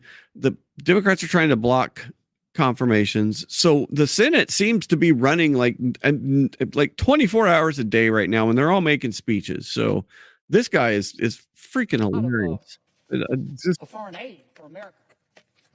American people are very generous. Love it. But I'll tell you what Mr. Musk discovered. I find it fascinating. He discovered. No, that's yep. And then nope, you're correct there too. What's coming out is a lot of countries, this USAID, with the strings that they put on this, just they don't want it. They don't. They're removing it from their country. They're like, we don't want that type of, we don't need what you got. It's like, I could really use some food. Well, we have these wonderful iPads for you. No, I'm hungry. I need food. Oh, you need chairs. Okay, yeah, we got chairs. You need to take these chairs. Nope. Yeah. And just on and on and on. But if you don't take the chairs, I won't give you any food. Or giving money to Afghanistan. He found that we are giving money to Yemen. Not sure why that we are giving money. Somebody posterized this thing or something, made it a little bit different than to Syria. I didn't know that. Some of our foreign aid is going to Yemen, Afghanistan, Syria. Yeah, no, that too, absolutely. USAID has 10,000 people. 10,000 people, employees. And every year they give away $40 billion. He found that the USAID gave money to support electric vehicles in Vietnam. Our money, taxpayer money. He found that USAID gave money to a transgender clinic in India. I didn't know that. I hadn't heard that one yet. That's a new one. The India one. People didn't know that. He found that the USAID gave $1.5 million to a Serbian LGBTQ group called Grupa Izadaji. I probably mispronounced that. My apologies. Anyway, they got $1.5 million to, quote, advance diversity, equity, and inclusion in Serbia's workplaces and business community. He reviewed a study and then went and checked it. The study was done by the Middle East Forum. They found that USAID spent $164 million to That's a support lot of money. radical organizations around the world. We're not talking Cub Scout troops here. We're talking about radical organizations around the world. They gave $122 million of that to groups aligned with foreign terrorist organizations. Our taxpayer money. According to this report and Mr. Musk, the USAID has given millions of dollars to, quote, organizations in Gaza controlled by Hamas. Why aren't my colleagues talking about that? Recipients of the money, they found, have, quote, called for their lands to be cleansed from the impurity of Jews. That's what we're giving foreign aid to. I kind of find what he's found out interesting. He found that we gave $2 million, USAID did, for sex changes in Guatemala. He found that we gave $20 million to produce a new Sesame Street show in Iraq. I heard that one. He found that we gave $4.5 million of taxpayer money to combat disinformation in Kazakhstan. He found that we gave $10 million, USAID did, of meals to an al-Qaeda-linked terrorist group called the Nusra Front. Mr. Musk found that we gave $7.9 million of taxpayer money to a project that would teach Sri Lankan journalists to avoid binary gendered language. The USAID took $8 million and gave it to a bunch of journalists in Sri Lanka to teach them how to avoid binary gendered language. I don't know what the hell binary gendered language is. I think I do. You think most taxpayers would support that? Why aren't we talking about that? The USAID gave $1.5 million to promote LGBT advocacy in Jamaica. They gave $1.5 million to rebuild the Cuban media ecosystem. They gave $1.5 million for, quote, art for inclusion of people with disabilities in Belarus. Another $3.9 million for LGBT causes in Macedonia. $8.3 million for equity and inclusion education in Nepal. And a lot of these things went to NGOs that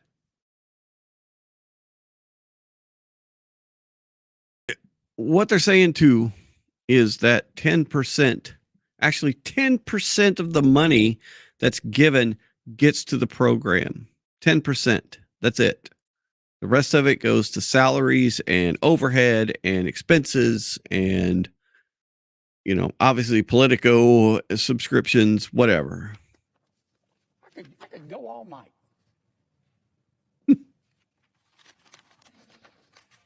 And many of my colleagues are upset. They're really mad at Mr. Musk. Hell, I think we ought to give him a medal. So, it's, yeah. I want to verify that. So let's see how percentage.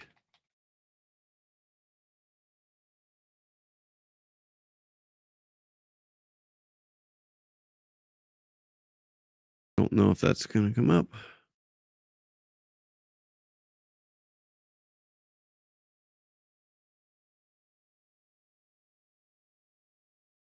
All right, so this is from February 2nd. And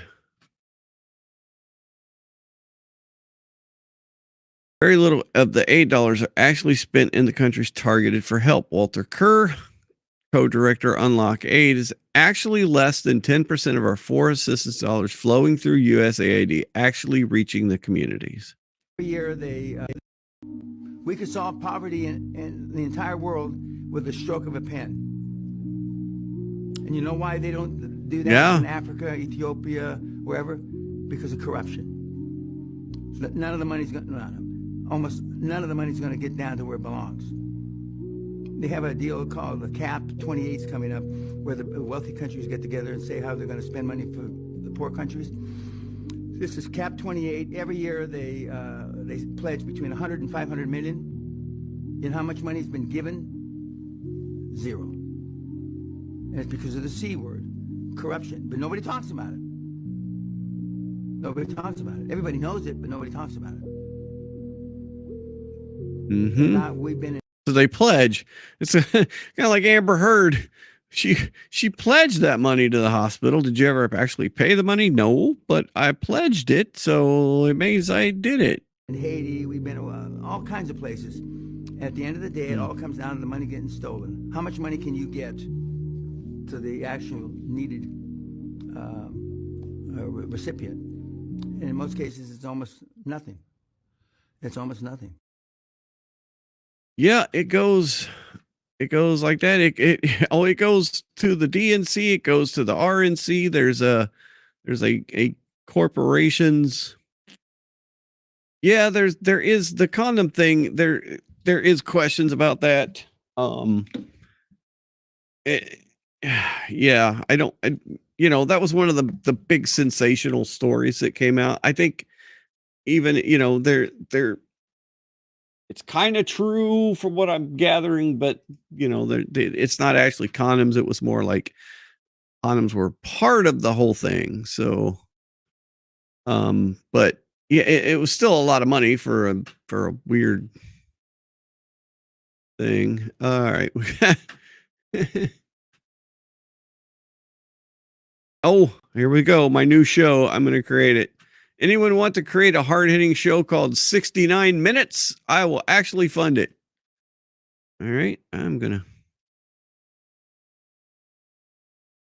Northland Production Company in Anchorage, Alaska. Will absolutely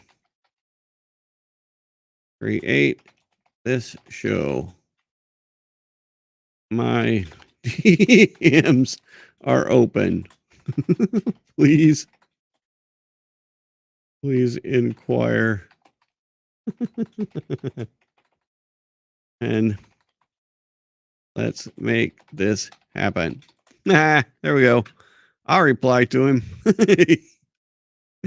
I will make 69 minutes. That would be great. It looks like I'm going to get we got 2 scenes to go in the show, and we've got a possible date for it. I got to get the permission slip to actually go film at the airport sent in. I meant to work on that before I did my before I started this, but that didn't happen. But yeah. So I actually need to start editing the actual show. So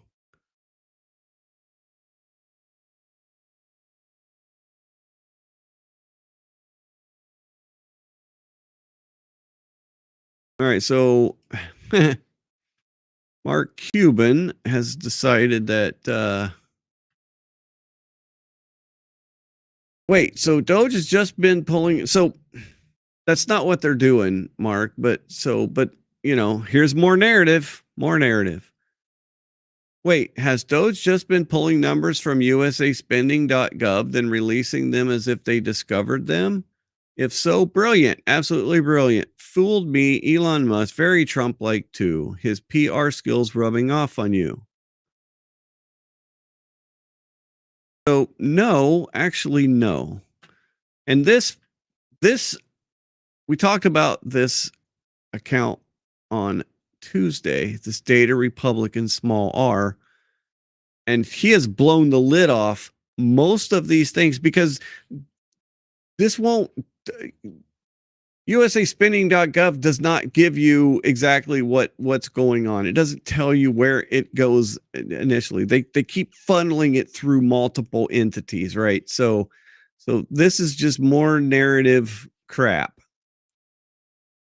So Data Republican actually breaks it down. Hey, Mark, let me break this down for you. Most databases, including USA Spending, work in an append-only way. That means they store entire records as a whole, adding new ones over time. Their search systems indexes are built to find whole records or parts of records efficiently, but they aren't designed to search for specific words in a giant chunk of text. Now, USA Spending is massive, about 1.5 terabytes. So if you want to find a specific word or phrase buried somewhere inside, the system struggles. It's just not built for that kind of search. What I did with DataRepublican.com was add a reverse index at the top of many of USA Spending records as possible. Make searching much faster. And to run it locally, it's 40% faster than grep. And that includes all the extra work like unzipping files, handling the user interface, and managing search requests. Instead of mocking the fact that we're rediscovering data, maybe ask yourself why it's been so hard to search for this information in the first place. So, yeah, this is basically crap. This is, somebody saying, "Oh, what you're not actually doing anything. You're just this information has been available forever." Well, no. It actually wasn't. And in fact, Doge is actually digging into the deeper aspects of this whole thing. So, no, it's not just posting stuff from USA Spending. It's actually digging into it, making recommendations that then the president can either take the recommendation or he doesn't. I mean, so yeah, that's just another attempt. So, but I'm sure it's going to catch on. I'm sure that narrative will probably catch on by tomorrow. And so we'll see this. We talked about on Tuesday also how this whole narrative thing works, right? How it rolls up from New York to and then filters down, and it's did we talk about that or not? Maybe we didn't. I found a very interesting thing. Okay, now I might have to look for that. Hang on. I don't know that we actually did talk about that.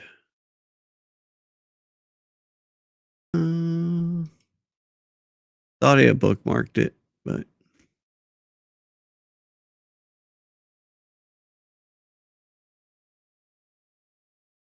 it was a very good thread on how the entire narrative starts and gets filtered through all of the different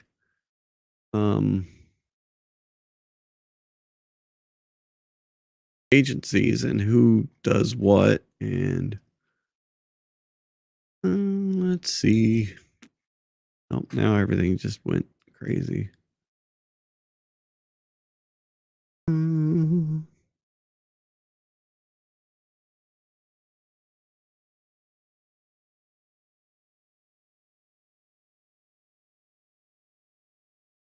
I'll have to find it again. It's really interesting that, basically, like when you heard that Biden was sharp as a tack, right? And then that came out and it was everywhere. That same line. Oh, he's sharp as a tack. He's sharp as a tack. And, people, they repeat that stuff because they know, one, it's going to get them the right invites to the right parties. If they don't fall in line, if they don't follow the narrative, then you're looking at possibly not keeping your job. You're looking at possibly being demoted, or so I mean, it's just that's how the narrative develops. They look at things, it all gets filtered. It starts at the New York Times, but the New York Times gets fed by people who editors and stuff of news agencies. They look at what narrative's going to hold. Can they put something into the media that's going to hold for a couple of days? Let's say, okay, we've got this narrative and we think this has some legs, and so they'll test it out. New York will put it out first, and then the people will repeat it because they know that. And so they're not actually told you have to go out and repeat this. But they know if they don't, like I said, they're going to not get the good, stories. They're going to be looked over for, okay, this, I can't give you the story because you didn't follow the narrative last time, or you went out on your own and said something else. So that's how that whole thing happens. And then you see it every single day. There used to be a thing back in the day before Facebook and before all of this stuff. There was a thing called journalist, right? And let's see if there's any.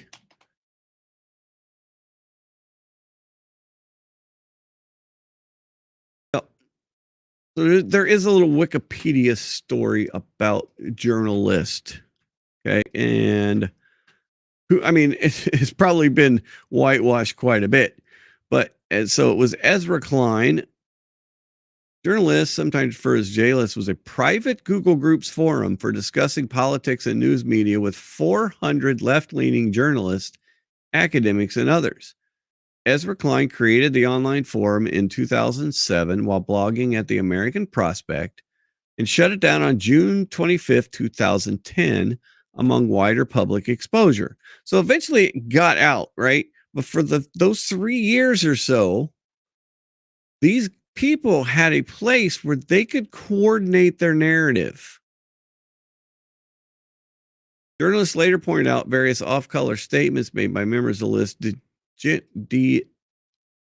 denigrating conservatives. Others defended such statements as being taken out of context or simply a matter of private candor. Oh, okay. So, that's fine. It's, it's what we said. It was locker room talk, right? It's totally just locker room talk. I don't know what you guys are all worried about. Ezra Klein controlled the forum's membership and limited it to several hundred left-leaning bloggers, political reporters, magazine writers, policy. Ezra Klein. He's currently a New York Times columnist. Oh, yeah, of course he is. He's the co-founder of Vox. Of course he is. So, yeah, so this was the blatant attempt to have the narrative, keep the narrative, make sure that everybody is on the same page, right? And so that was the first one we saw of the coordination of media companies to make sure that they all said the same thing. So now it's not, there is no central point. At least we don't know. There absolutely could be. You would think there's not, though, because eventually stuff like that gets leaked. Somebody leaks it. Somebody gets their feelings hurt. Somebody says something, especially nowadays. Oh my, yeah, I doubt you could have something nowadays because somebody's going to slip up. They're going to misgender somebody. They're going to not be inclusive, and then the whole thing is going to blow up. So yeah, I could see. So now it's more of just, it's more word of mouth that you must follow the narrative, or you are you're out of the club. You're not going to be able to hang with us anymore.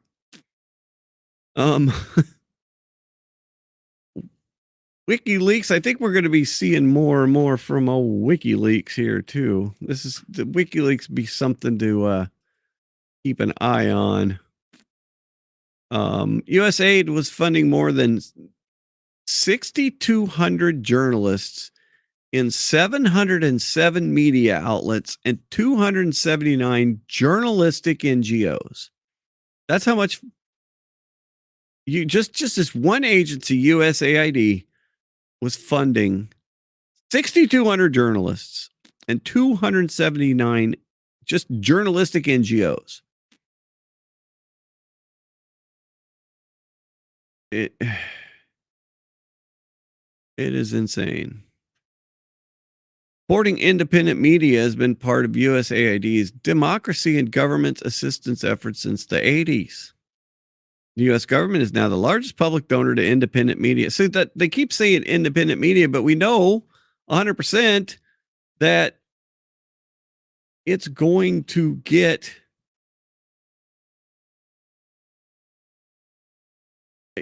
it's not independent. You're going to tell them you're going to report what they want you to report, especially because all the people that are running it are of one ideology. There are no conservatives in there. There are no even not conservatives, just people that have an idea that's different than their ideology. There is no diversity. Their diversity is non-existent, and they should absolutely be ashamed of themselves for not having diversity.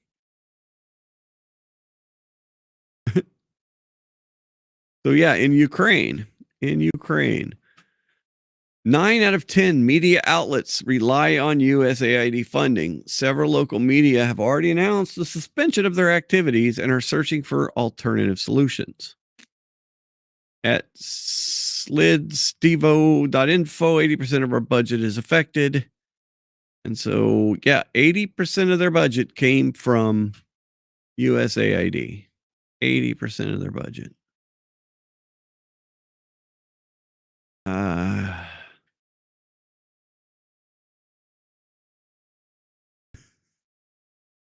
Oh, man.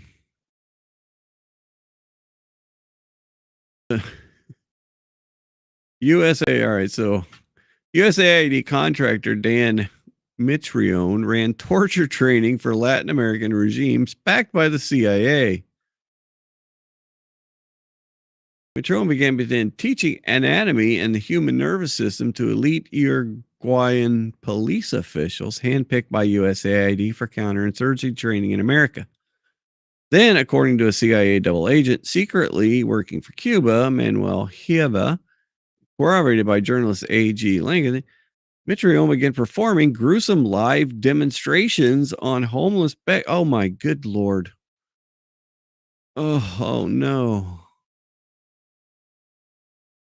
Two primary functions of the USAID police training program were to allow the CIA to plant men with local police in sensitive places around the world and to bring to the United States prime candidates for enrollment as CIA employees. Oh my good grief. It just keeps getting deeper and darker, man. I mean, just through our history, it's just the stuff that's come out about what we've done to different folks in the past.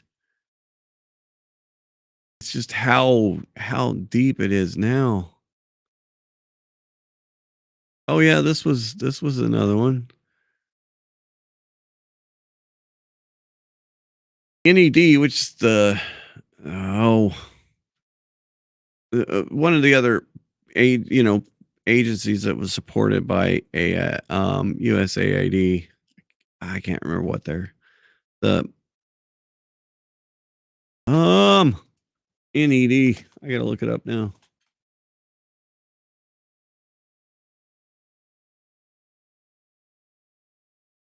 National Endowment for Democracy. That's what it is.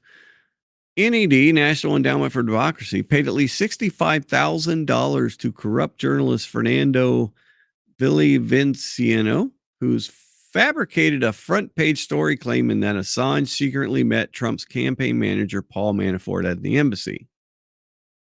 False reporting coincided with CIA actions against Assange and was used as the basis of warrants for diplomatic pressure on Ecuador, ultimately leading to his arrest. How,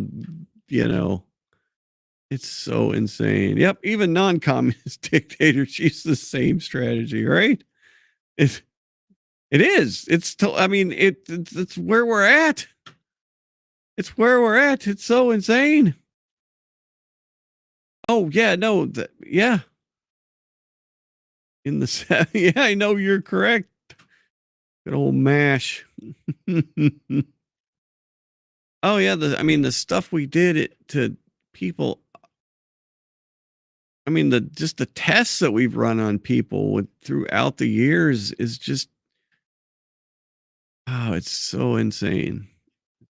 And then to think that now for the last few decades that, we've had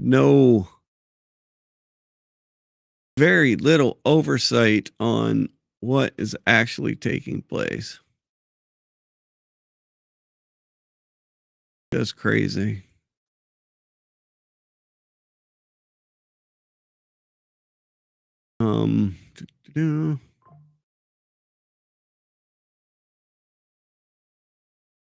Yep. So this is Brett Weinstein. I think this was tonight. No, this was with Joe Rogan.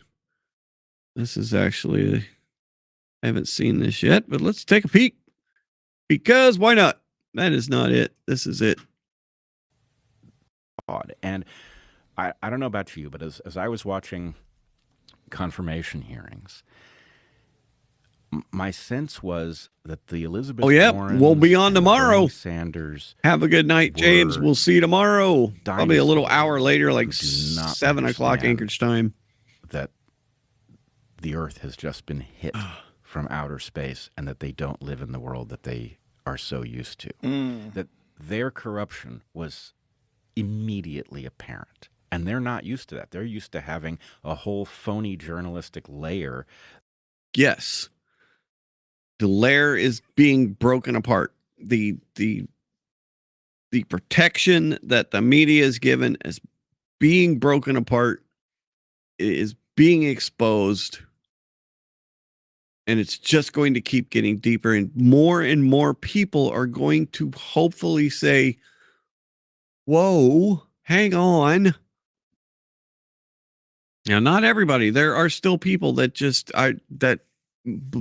believe the narrative from immediately. That covers for them. Right. And that layer is gone, and the American public is awake, and it's angry, and rightfully so.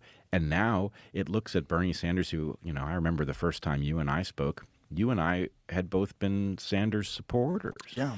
And now to see that same guy going after Bobby Kennedy, and, the feeble excuse, well, what if Bobby Kennedy becomes the head of HHS and people don't have access to prescription drugs? And it's like, dude, I just lived through COVID. It's not obvious to me that they wouldn't get healthier if they didn't have access to prescription drugs. Do you realize how corrupt those companies are and how nonsensical their science is? The science that says that you actually get better if you take a statin based on some metric in your chart, right? So I'm not arguing that there aren't good pharmaceuticals. There undoubtedly are. But what's the net effect of our pharmaceutical obsessed medical culture? It's not obvious to me that it's positive. I think it may well be negative. And so anyway, again, I see Bernie Sanders and I see him reading from a script that is no longer relevant to the movie we're watching. Yep. No, that they're not getting it. They're not getting that it's different now. It's just and they're panicking. They don't know how to live in this world. Okay, I got one more. Then I'm off to get some food, go home, chill out. Okay, let me click on this. Now, viewer discretion is advised. This might have some cuss words in it. Maybe. Keep waiting and waiting and waiting. So this was somebody, she posted this on TikTok, and then somebody had taken it off of TikTok and posted it on X.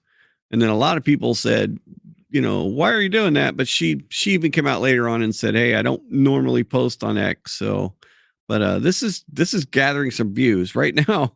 It's got 33.3 million views, this video. For Democrats to start fucking redeeming themselves. And then she even said, holy shit, that's me. So see how many followers has she got now? 45,000. We could, needs more. All right. Anyway. And every single time let me start it over. Okay. Keep waiting and waiting and waiting for Democrats to start fucking redeeming themselves. And every single time I turn around, they make it fucking worse. Just 100%. No turnabout rate, nothing. It is just going downhill for the Democrats, dude. Can you please tell me, if someone, right, robbed a fucking bank, okay, let's talk about a hypothetical before we get into the real shit real quick. If someone robbed a bank, someone watched the security footage, saw who robbed the bank, told you who robbed the bank, you caught who robbed the bank, are you gonna be mad at the person that robbed the fucking bank or the person that told you were being robbed? Okay, that's what's going on with Elon Musk right now. For those of you that don't understand, okay, Elon Musk was hired for the Department of Government Efficiency. What does the Department of Government Efficiency do? What is its main number one goal? To make sure that our government is running efficiently, dumbasses. And here you are, literally trying to shoot the fucking messenger because he is showing you that a lot of our money is being wasted on shit that is not needed. What type of fucking transgender opera do you need overseas? What type of all of these DEI inclusivity programs do you fucking need to be spending our money on overseas?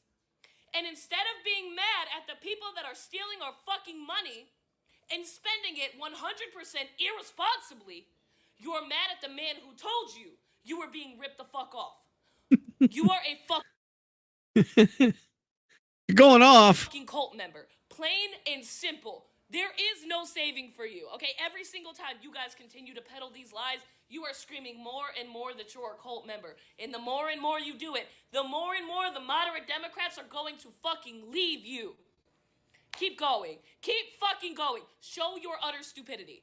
It's what you've been doing for 4 years. Keep it up. The rest of us are happy that we found out what we already knew, that we were being robbed. It must be shocking for you to deal with facts, but they're going to keep coming out. Our government has wasted billions upon billions upon billions of fucking dollars for shit that is not important to American citizens. And you're mad at Elon Musk and not at your fucking representatives? What are you, fucking retarded? You have to be. So that was going off. I tell you that. She went off. And, yeah. Definitely getting some views on that one. I tell you what. Okay, I said one more. I meant two more. This came out earlier today, too. And this was, first we have Hillary Clinton decided to put this out. U.S. Airlines had gone, so she screenshotted a post from Secretary of Transportation Sean Duffy, who had now let's just see what did she say to get that going. Oh, okay. So yeah, so she started talking about this. The Doge team was going to they're going to plug in to help upgrade our aviation systems, right? And these are, like we've talked about, some very brilliant people that have created a whole bunch of systems already So I mean, and you've got the top rocket person in the entire world. So I think maybe they know a little bit about some systems. But Hillary Clinton come up and said they have no relevant expenses. Most of them are old enough to rent a car, and you're going to let them mess with airline safety that's already deteriorated on your watch. What? So then we get Mr. Duffy said, Madam Secretary, with all due respect, experienced Washington bureaucrats are the reason our nation's infrastructure is crumbling. You need to sit this one out.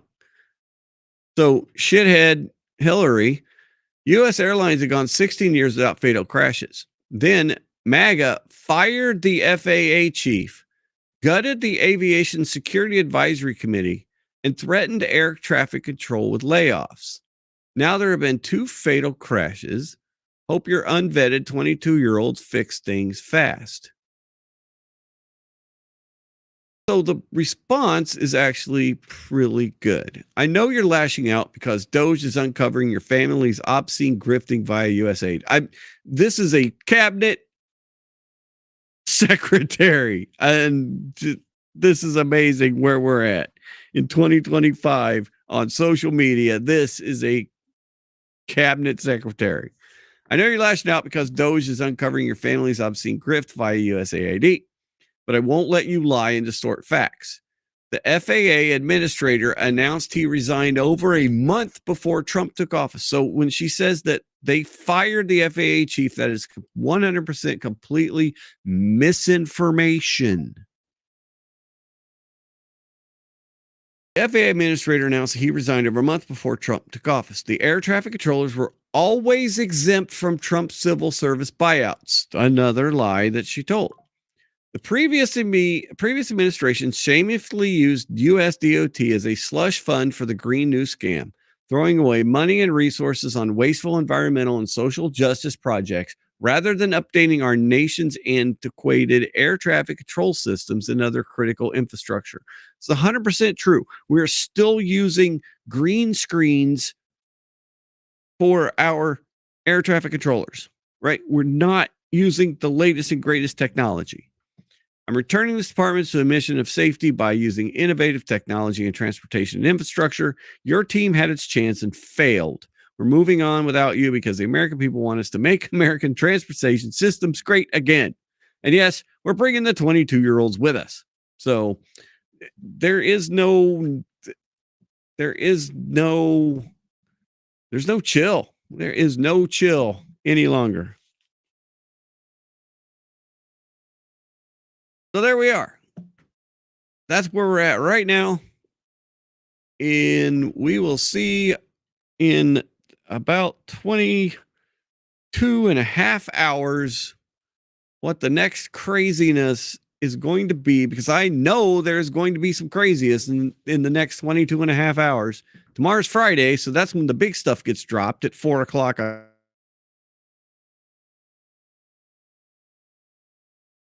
We start to see, I know there is a little bit of court action going on as far as them starting to try and stop this through the courts. The way they structured this thing is it's going to take a little bit to get through it, but you know that there are judges out there that are ready to step in and shut down anything they can possibly shut down. So we could possibly see some of that tomorrow. Just speculating that we could see some action that way. It's not, I mean, it's going to go back and forth. These things are going to go back and forth. But yeah, we'll see. We'll be on tomorrow night. It's Friday. We're going to come hang out again. Thank you for hanging out. I appreciate it. I appreciate it every single time we're here. And I will see you later. I'm going to get out of here. I have this T-Rex that's been sitting over my shoulder all night. So I'm going to run away from it. And all right. Good night. Goodbye. Thank you.